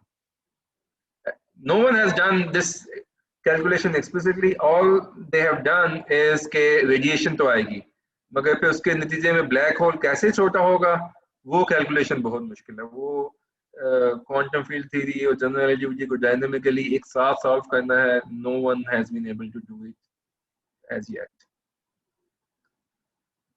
लेकिन इसमें एक बहुत बड़ी प्रॉब्लम है। प्रॉब्लम क्या है? प्रॉब्लम ये है कि अगर मैं इस ब्लैक होल में कुछ चीजें फेंकूं, फॉर एग्जांपल ये मैंने एक केक फेंका, ये मैंने एक कंप्यूटर फेंका, अब क्या होगा, थोड़ी देर के लिए इसका मास थोड़ा सा बढ़ा तो ब्लैक होल थोड़ा सा साइज में बढ़ा, मगर फिर रेडिएट होके अंदर चला गया। यहाँ पे मुझे सिर्फ ये पता चलेगा कि अंदर कोई चीजें गई थी। टोटल मैं अगर इसकी रेडिएशन कलेक्ट कर लूंगा, मेरे पास सिर्फ ये इंफॉर्मेशन आएगी कि टोटल मास अंदर कितना था, और मुझे ये नहीं पता चलेगा कि अंदर क्या था, तो मेरी इंफॉर्मेशन लूज हो जाएगी। आप मे भी आप सोचें कि इससे क्या फर्क पड़ता है, अगर मैं एक बुक को, एक कंप्यूटर को, एक केक को आग में फेंक दूं, ओवन में फेंक दूं, they will melt away, information lose हो जाएगी। एक्चुअली लूज नहीं होगी, वो सिर्फ स्क्रैम्बल्ड होती है। अगर आप सोचें, जब आप एक कंप्यूटर की जो मेमोरी है, ये आपकी ये बिट्स हैं आपने अरेंज की हुई हैं, जब आप इसको आग में फेंकते हैं तो होता क्या है? होता ये है कि मॉलिक्यूल आगे से टकराते हैं और इन बिट्स को फ्लिप करना शुरू कर देते हैं, रैंडमली फ्लिप करना शुरू कर देते हैं और इनको उड़ाना शुरू कर देते हैं। लेकिन अगर आप इन मॉलिक्यूल्स की मोशन को स्ट्रिक्टली फॉलो कर सकें, वो तो ये ना कि आग में इतने मॉलिक्यूल्स हैं, you can not follow them, but if you could really follow each molecule, अगर आप सिर्फ एक बिट पे कंसंट्रेट कर रहे हो, you can follow this molecule and you can tell कि अच्छा ये लगा था इसको तो इस वजह से ये फ्लिप हुआ है। तो आप इन मॉलिक्यूल्स की टोटल रिकॉर्ड रख के आप ये सारा इंफॉर्मेशन वापस निकाल सकते हैं कि कौन सा फ्लिप हुआ है, कौन सा नहीं हुआ। ये काम यहाँ पे नहीं हो रहा। यहाँ पे ये है कि जो भी अंदर गया है, यहाँ पे ये कि ये कोरिलेशंस हैं इनके बीच में। यहाँ पे यू कैन शो कि यहाँ पे कोई कोरिलेशन नहीं, यहाँ पे आपके पास प्योरली थर्मल रेडिएशन आ रही है, तो आपके पास जो इंफॉर्मेशन थी वो खत्म हो गई। आप कहेंगे ठीक है, ब्लैक होल इंफॉर्मेशन खत्म कर देते हैं तो क्या हुआ, लेकिन इशू ये है कि जो श्रोडिंगर इक्वेशन है वो बेसिकली ये कह रही है कि जो आपका वेव फंक्शन है इट्स अ यूनिटरी एवोल्यूशन। तो क्वांटम मैकेनिक्स में इंफॉर्मेशन लूज नहीं हो सकती। Unitary evolution basically tells you कि whatever you put in comes out, whatever information you put in, it is preserved. And there is literally no way, unless well, you cannot do anything. You have to completely give up on quantum mechanics. क्योंकि अगर आप unitary evolution को छेड़ें, इसका मतलब है कि आपके पास probabilities ही नहीं है। Unitary evolution is which makes sure कि आपकी probabilities sum to 1. If the probabilities don't sum to 1, तो आप you're doing completely bogus crap theory. It means nothing. तो इसका मतलब है कि ये कैलकुलेशन बता रही है कि when I combine black holes with quantum mechanics fails, or maybe the black holes fail, something goes terribly wrong. completely wrong. And it's not like even like singularity. आपके पास अब in the final product आपके पास कोई singularity नहीं है, आपके पास normal radiation है, और उस radiation को देख के आप नहीं बता सकते कि radiation कहाँ से आई है. तो आपके पास जो पूरी physics की basis है कि आप अपने information से आप बता सकते हैं कि ये काम किस वजह से हुआ, cause and effect, वो सारा खत्म हो जाता है. So this is a big problem, and this is just revealing for us के जो black holes हैं, they are a big clue into, अगर हम ये problem solve कर लें, इसके मतलब सोचें, we will be able to make big progress towards more fundamental laws of nature. Okay, where does quantum mechanics go, or how does the general relativity has to be changed? So black holes are a big clue into how to make progress, but so far no one has been able to. So finally, let me just finish by I have like barely touched on what the singularity theorems tell us, but they have opened up a huge field in front of us, and I think the Nobel Committee has done a service to physics that they finally have acknowledged the importance of this work. They still don't really say that the black holes exist, because in a sense we will never be able to unless we have those kind of, because you know कि primordial black holes भी हो सकते हैं छोटे से जो हम अपने हाथ में पकड़ सकें. Unless we get one like that, astrophysical observations will make us believe more and more, but will never pin it down, क्योंकि वो जो object है, compact object, who knows कि वहाँ पे event horizon है या नहीं है. हो सकता है वो वैसे ही एक बिल्कुल डार्क स्टेट ऑफ मैटर हो. Who knows if there is a singularity there or not. But these observations are telling us that there's more and more reality to this concept of black holes and singularities coming from GR. So it's at least telling us something deep about the reality. Well, people do believe that final quantum theory में singularities will be thrown out. There will be no singularities. But they are capturing in our current theory something about the future which has to come. It's telling us in a way where the next theory is going to take us to. Or it's wonderful that people have actually made observation and figured out that this is not all just imagination. Something like this is happening in the skies. So the future is what happens at the singularity. Maybe quantum theory will tell what could be answer to information loss paradox. So only time will tell. Yeah, I'll stop here. Thank you, sir. Okay, only time will tell, but we can tell time, and time is over now. So कुछ लोगों ने chat में सवालात किए थे, वो मैं आपसे कर लेता हूँ, और इसके अलावा किसी का कोई सवाल हो तो आप हैंड रेज करें ताकि मैं आपको अनम्यूट करूं और आप सवाल कर सकें. तो सबसे पहले ये उमैर अरशद साहब हैं. उमैर अरशद साहब ने कोई सवाल करना है तो आप कर लें, अनम्यूट कर लें.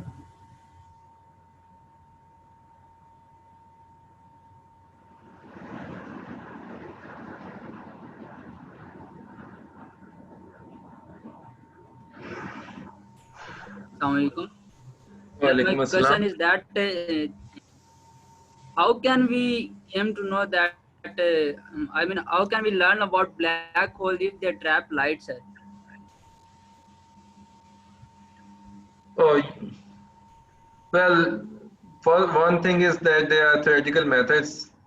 Observationally, what you can do, that we know that what the geometry around it would be like. Okay? तो जैसे for example right now we observe them, क्योंकि उसके गैस जो है उसके आसपास जमा होती है और उसके अंदर स्पाइरल करके अंदर जाती है और उस वजह से वो हीट अप होती है. This is a big sign कि वहाँ पे there is something like a black hole. तो you can study that.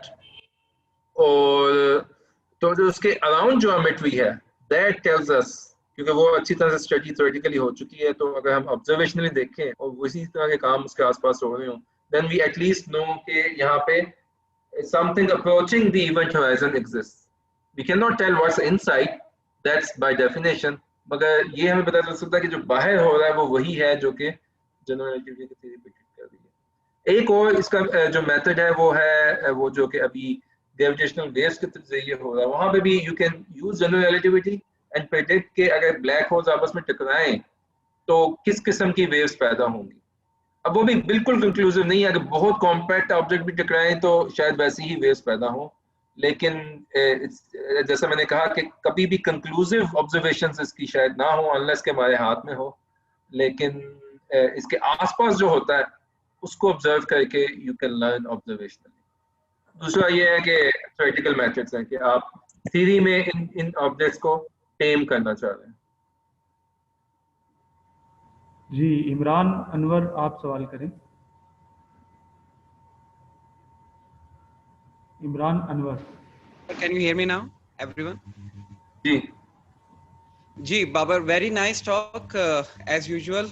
So Thank you. my question is very simple and straightforward. Don't you think कि थोड़ा सा ये जो Nobel Prize की जो LIGO discovery थी about the gravitational waves, and that particular discovery was about the detection of the gravitational waves due to the collision of the two black holes, and it was awarded in the year 2017. And after 3 years, 16.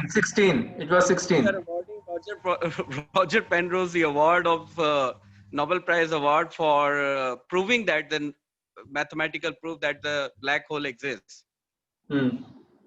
So the existence is after 3 years, and LIGO discovery that the two black holes might have collided somewhere. So do you want to comment on that?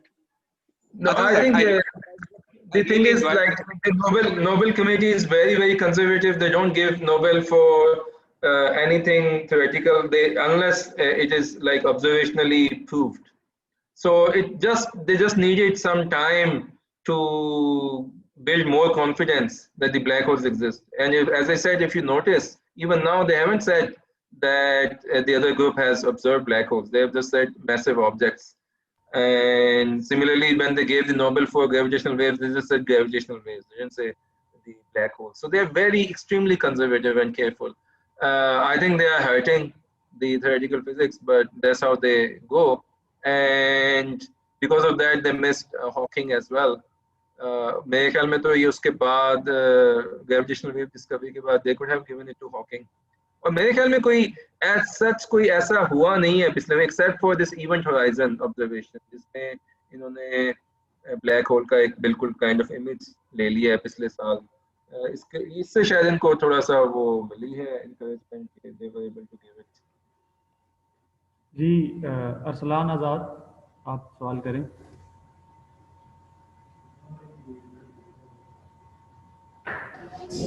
अस्सलाम वालेकुम sir.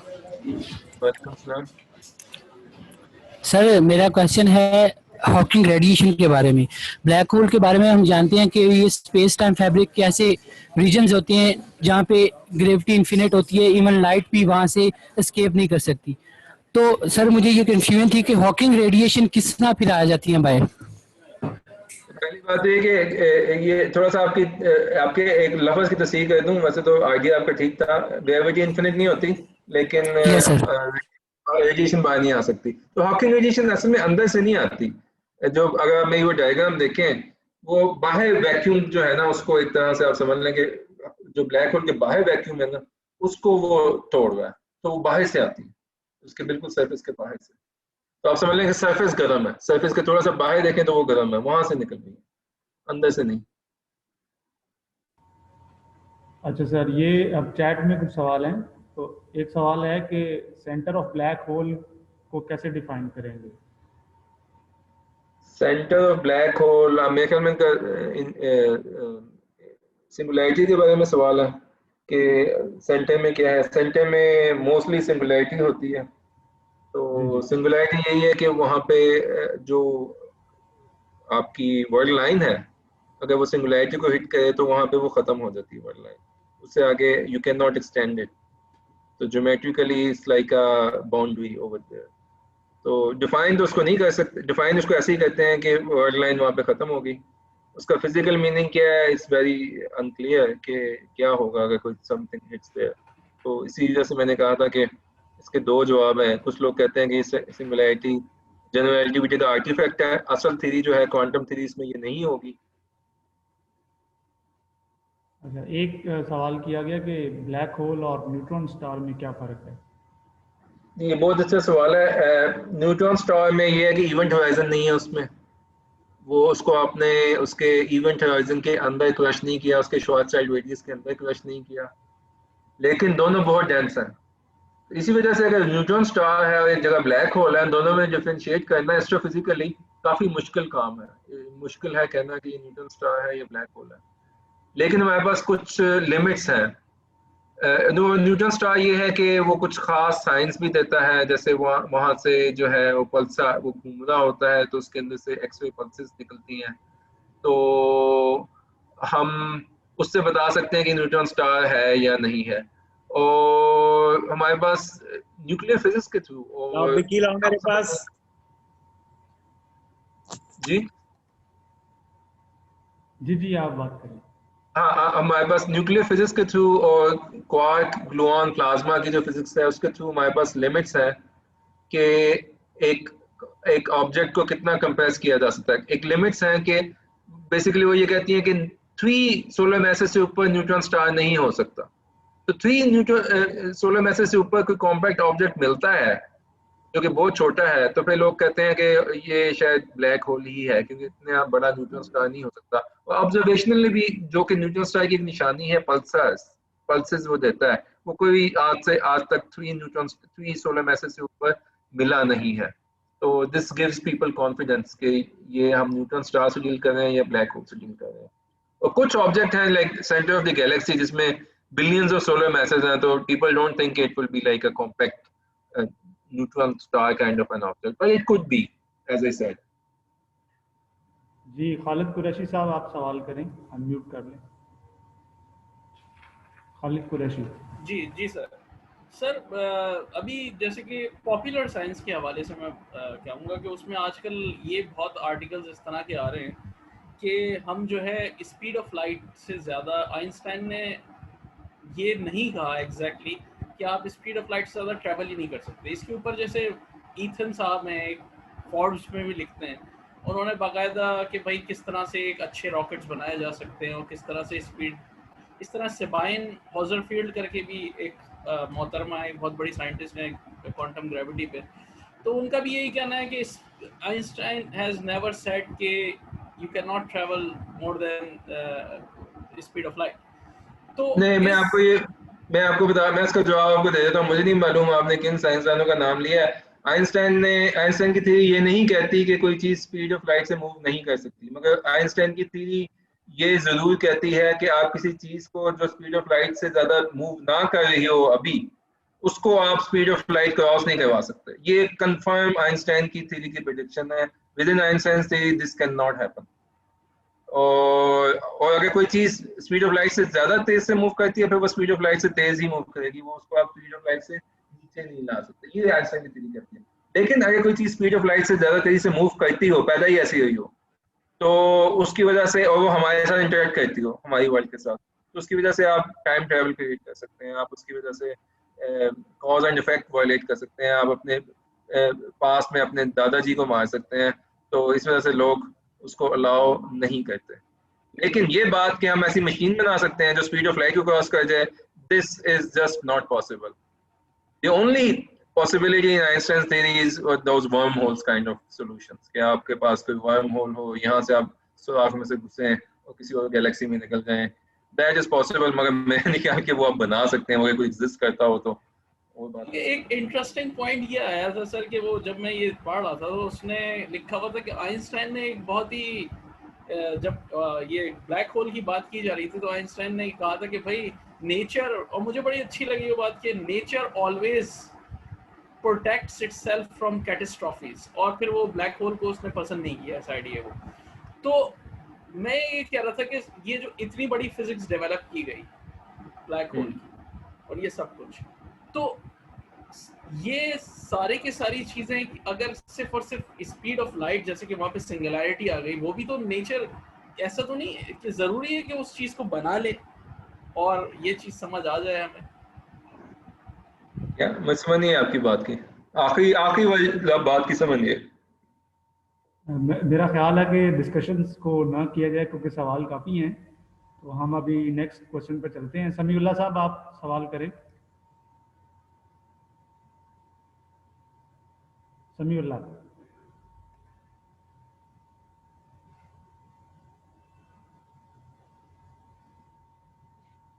मेरा ख्याल समीउल्लाह साहब मौजूद नहीं है।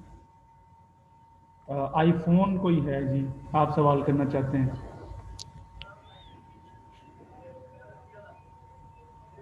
जी जी समीउल्लाह साहब। अस्सलाम वालेकुम सर। वालेकुम अस्सलाम। सर मैं Karachi university space science department से बात कर रहा हूँ और मेरा क्वेश्चन ब्लैक होल के ऊपर ही है एक्चुअली। ब्लैक होल की जो एज होती है वो हम प्रिडिक्ट नहीं कर सकते एक्चुअली, तो इसी तरह हम ओल्डेस्ट स्टार जो हमें पता है वो भी हम प्रिडिक्ट नहीं कर सकते, तो इसके लिए हम मतलब कोई मैकेनिज्म या कोई स्टडी अभी हो रही है क्या? मतलब जनरल क्वेश्चन इसके ऊपर था। मुझे थैंक यू। आपके सीधा सवाल की समझ नहीं, आपने क्या ब्लैक होल की हम एज प्रिडिक्ट नहीं कर सकते? एज से आपका मतलब, अगर ये ब्लैक होल, मैंने आपको बताया हॉकिंग का ये थ्योरम है कि black whole can not be destroyed, लेकिन फिर हॉकिंग का ही वो रिजल्ट है कि ब्लैक होल इवेपोरेट। तो ब्लैक होल इवेपोरेशन के थ्रू हम उसकी एज ना से प्रेडिक्ट कर सकते हैं, बड़ी इजीली कर सकते हैं, बहुत सिंपल फार्मूला है। मगर वो एज जो है वो बहुत ही बड़ी है, एटलीस्ट एस्ट्रोफिजिकल जो ब्लैक होल्स हैं उनके हिसाब से वो एज इतनी ज़्यादा है कि उसकी डिस्कशन की भी जरूरत नहीं है। लेकिन अगर हमारे पास कोई मॉड्यूल ब्लैक होल्स हैं छोटे छोटे, वो की एज कम भी हो सकती है, वो हो सकता है उनमें से कुछ अभी भी फूट रहे हो। People make observations, people try, people have made actual experiments to look for the evaporation of primordial black holes. तो ब्लैक होल्स की एज प्रेडिक्ट करना तो बहुत इजी है। अगर आपका सवाल ये है कि हम ब्लैक होल देख के ये बताना कि ये कब बना था, तो ये प्रेडिक्शन तो नहीं है, ये तो मतलब ये कि ये तो हिस्ट्री है। Okay, thank you sir, thank you. जी ज़हीम एहसन साहब, आप सवाल करें। जी सर, अस्सलाम वालेकुम। वालेकुम सलाम। जी सर, ये मेरा जो क्वेश्चन है इट इज़ क्वाइट जेनेरिक। हमारे इस टाइम जो फिजिक्स वगैरह में आपको पता है कि जो आपका मैक्रो और माइक्रो दे डोंट कोरिलेट, और हमारी एक क्वेस्ट यही है मतलब to find the grand unified theory वगैरह। तो मतलब ये आपसे एक वैसे एक जनरल क्वेश्चन है कि डू यू थिंक कि looking deep into black holes वगैरह सारा कुछ मतलब can it lead us to a grand unified theory? मेरे ख्याल में तो ये अभी सबसे बड़ा, ये मैं आखिर में मैंने यही कहा था, मेरे ख्याल में इसका सबसे बड़ा हिंट यही है कि अगर हम, क्योंकि यहाँ पे हो यही रहा है ना कि जब हम क्वांटम मैकेनिक्स को अप्लाई करते हैं ब्लैक होल्स के पास, अब quantum mechanics is a microscopic theory, black holes are coming from this macro theory of general relativity, when we apply them over there we get into contradiction. तो अगर हम इस कॉन्ट्रडिक्शन को रिमूव कर लें, I think we will probably be very close to or make huge advancement towards the theory of everything, or whatever you want to call it. जी iPhone, आप question करना चाहें? अस्सलाम वालेकुम सर। वालेकुम सलाम। जी सर, मैं पूछ रहा था कि अगर आपके जहन में कोई सोर्सेज हों ग्रेविटी, मतलब ये ग्रेविटी अपनी आइंस्टाइन जनरल रिलेटिविटी पढ़ने के लिए, तो प्लीज़ इन्फॉर्म कर दें, क्योंकि मज़ा आया, मुझे एंजॉय किया मैंने। बट ज़ाहिर बात है 1 घंटे में तो सब नहीं पढ़ सकते ना, बहुत सारी चीज़ें ऊपर से चली गई ना। अभी फ़िलहाल मैं मास्टर्स का स्टूडेंट हूँ, तो उस लिहाज से अगर आप कोई सोर्सेज वगैरह बताया सकें। मैं कुछ बुक्स जो हैं, वैसे सबको पता ही है कौन सी फेमस बुक्स हैं, मैं शहबाज को भेज दूंगा तो वो पोस्ट कर देंगे। जी सर। अच्छा, एक चैट में सवाल आया था, वाइट होल भी कह रहे हैं, बता दें क्या होता है?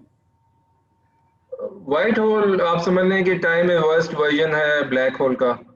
तो उसमें ये है कि जैसे ब्लैक होल ये है कि आपके पास जाके एक जो आपकी वर्ल्ड लाइन है जाके सिंगुलैरिटी पे एंड हो रही है, यहाँ पे वहां से शुरू हो रही है, सिंगुलैरिटी से एक वर्ल्ड लाइन शुरू हो रही है। तो उसमें होता ये है कि वहां से चीजें निकल रही हैं और बाहर आ रही हैं, और वहां पे आप उस सिंगुलैरिटी को जाके आप हिट नहीं कर सकते, वो पास्ट में है, लेकिन उससे चीजें बाहर आती हैं, और ये होता है व्हाइट होल। राइट। एक सवाल चैट में है आमिना जमशेद का, Can we say some black holes are cooler than others as stars are? अब जितने ब्लैक होल्स हमने देखे हैं वो तो सारे बहुत इन प्रिंसिपल खुद से बहुत कूल हैं, अगर आप उसकी बात कर रहे हैं हॉकिंग रेडिएशन की, क्योंकि because it's proportional to 1/mass, तो उन सब का जो टेम्परेचर है वो निग्लिजिबल है इस वक्त, अनलेस के बहुत ही आप ट्रिलियंस ऑफ ईयर्स के बाद 10 to the 100 ईयर्स के बाद आप देखें तो शायद वो हॉट होना शुरू हो जाए। लेकिन अगर आपका सवाल ये है कि उनके आसपास जो गैस एक्रीट होती है तो वो डिपेंड करता है उनके आसपास की इन्वायरमेंट कितनी है। उसमें जनरली ये होता है कि जितने बड़े ब्लैक होल हैं उनके आसपास उनके अंदर ज़्यादा गैस जो है जमा होकर अंदर जा रही होती है, तो वहाँ पे इन्वायरमेंट ऐसी बन जाती है कि the gas is superheated, so that's only dependent on environment. लेकिन जो intrinsic इनकी temperature है that depends only on their size, तो जितना बड़ा होगा उतना कूल होगा। इसका मतलब ये है कि यानी मुख्तलिफ टेम्परेचर्स के ब्लैक होल्स अवेलेबल है। जो एस्ट्रोफिजिकल ब्लैक होल्स हैं उनका जो इंट्रिंसिक टेम्परेचर है वो ज़्यादा मुख्तलिफ है, मगर वो सारे बहुत ही कम है। मतलब ये कि 10 होंगे of the order 10 to the minus 33 Kelvin, so useless to talk about it at this point. Background भी तो 2.7 केल्विन पे है ना, तो नहीं मैं कह रहा हूँ 10 to the minus 40, तो वो तो बल्कि शायद इससे भी ऊपर है, मेरे ज़हन में भी नंबर नहीं है। लेकिन एक बात जरूर है, और जो लोग वाकई वो सीरियस बात है और हो सकती है और लोग उसके लिए बाकायदा ऑब्जर्वेशंस कर रहे हैं, वो ये है कि क्योंकि जैसे मैंने कहा जितना छोटा ब्लैक होल है वो उतना ही गर्म है, तो ये पॉसिबल है कि यूनिवर्स के स्टार्ट में जबकि चीज़ें बहुत कंप्रेस थी छोटे छोटे ब्लैक होल्स बने हों जिन्हें कहते हैं प्रिमोर्डियल ब्लैक होल, तो वो अगर आसपास अगर भी कभी कहीं हो तो वो बहुत हॉट होंगे और उनको लोग ढूंढते हैं। वो जैसे हमारे पंजाबी में कहते हैं कि जितना लिखा है उतना तिखा है। जी बिल्कुल। अच्छा, ये physics MCQs by AR Rahman साहब हैं, कोई आप सवाल कर लें। अस्सलाम वालेकुम सर। वालेकुम सलाम। अब्दुल रहमान और आई एम फ्रॉम सक्कर। तो जैसे कल आपका मैंने पम्फलेट देखा तो मैंने जो है वो कुछ पढ़ना शुरू कर दिया ब्लैक होल के बारे में। तो आप क्या बताएंगे कि रिलीजन में पहले जो है किसी भी मज़हब में ब्लैक होल के बारे में इंडिकेट किया गया था, जिसे मैंने पुरानी आयत कुछ जो है जैसे सूरह मेरा ख्याल है आप साइंस के हवाले से क्वेश्चन कर लें, ये डिस्कशन। जी सर, साइंस के हवाले से ही है कि पहले प्रेडिक्शन हो चुकी है या नहीं, सिंपल इज दिस। सर आप बता दें अगर आपको पता है, मुझे ख्याल में मुझे नई नजरों से नहीं समझ।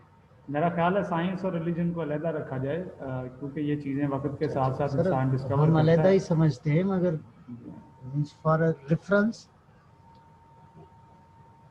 इस पे हम फिर कभी बात कर लेंगे। इसके अलावा किसी का कोई सवाल है तो आप बताएं। हाँ, इसके अलावा कि if the size of black whole is increased तो उसका अट्रैक्शन क्यों कम हो जाता है, व्हाई इट्स नॉट अट्रैक्टिंग? क्योंकि डेंसिव मैस हो जाता है, जितना डेंसिव मैस होगा उसकी ग्रेविटी तो बढ़नी चाहिए। नहीं, अगर आप फार्मूला देखें ना, उसका जो रेडियस है वो प्रोपोर्शनल है मैस के, और वॉल्यूम प्रोपोर्शनल होता है रेडियस क्यूब के।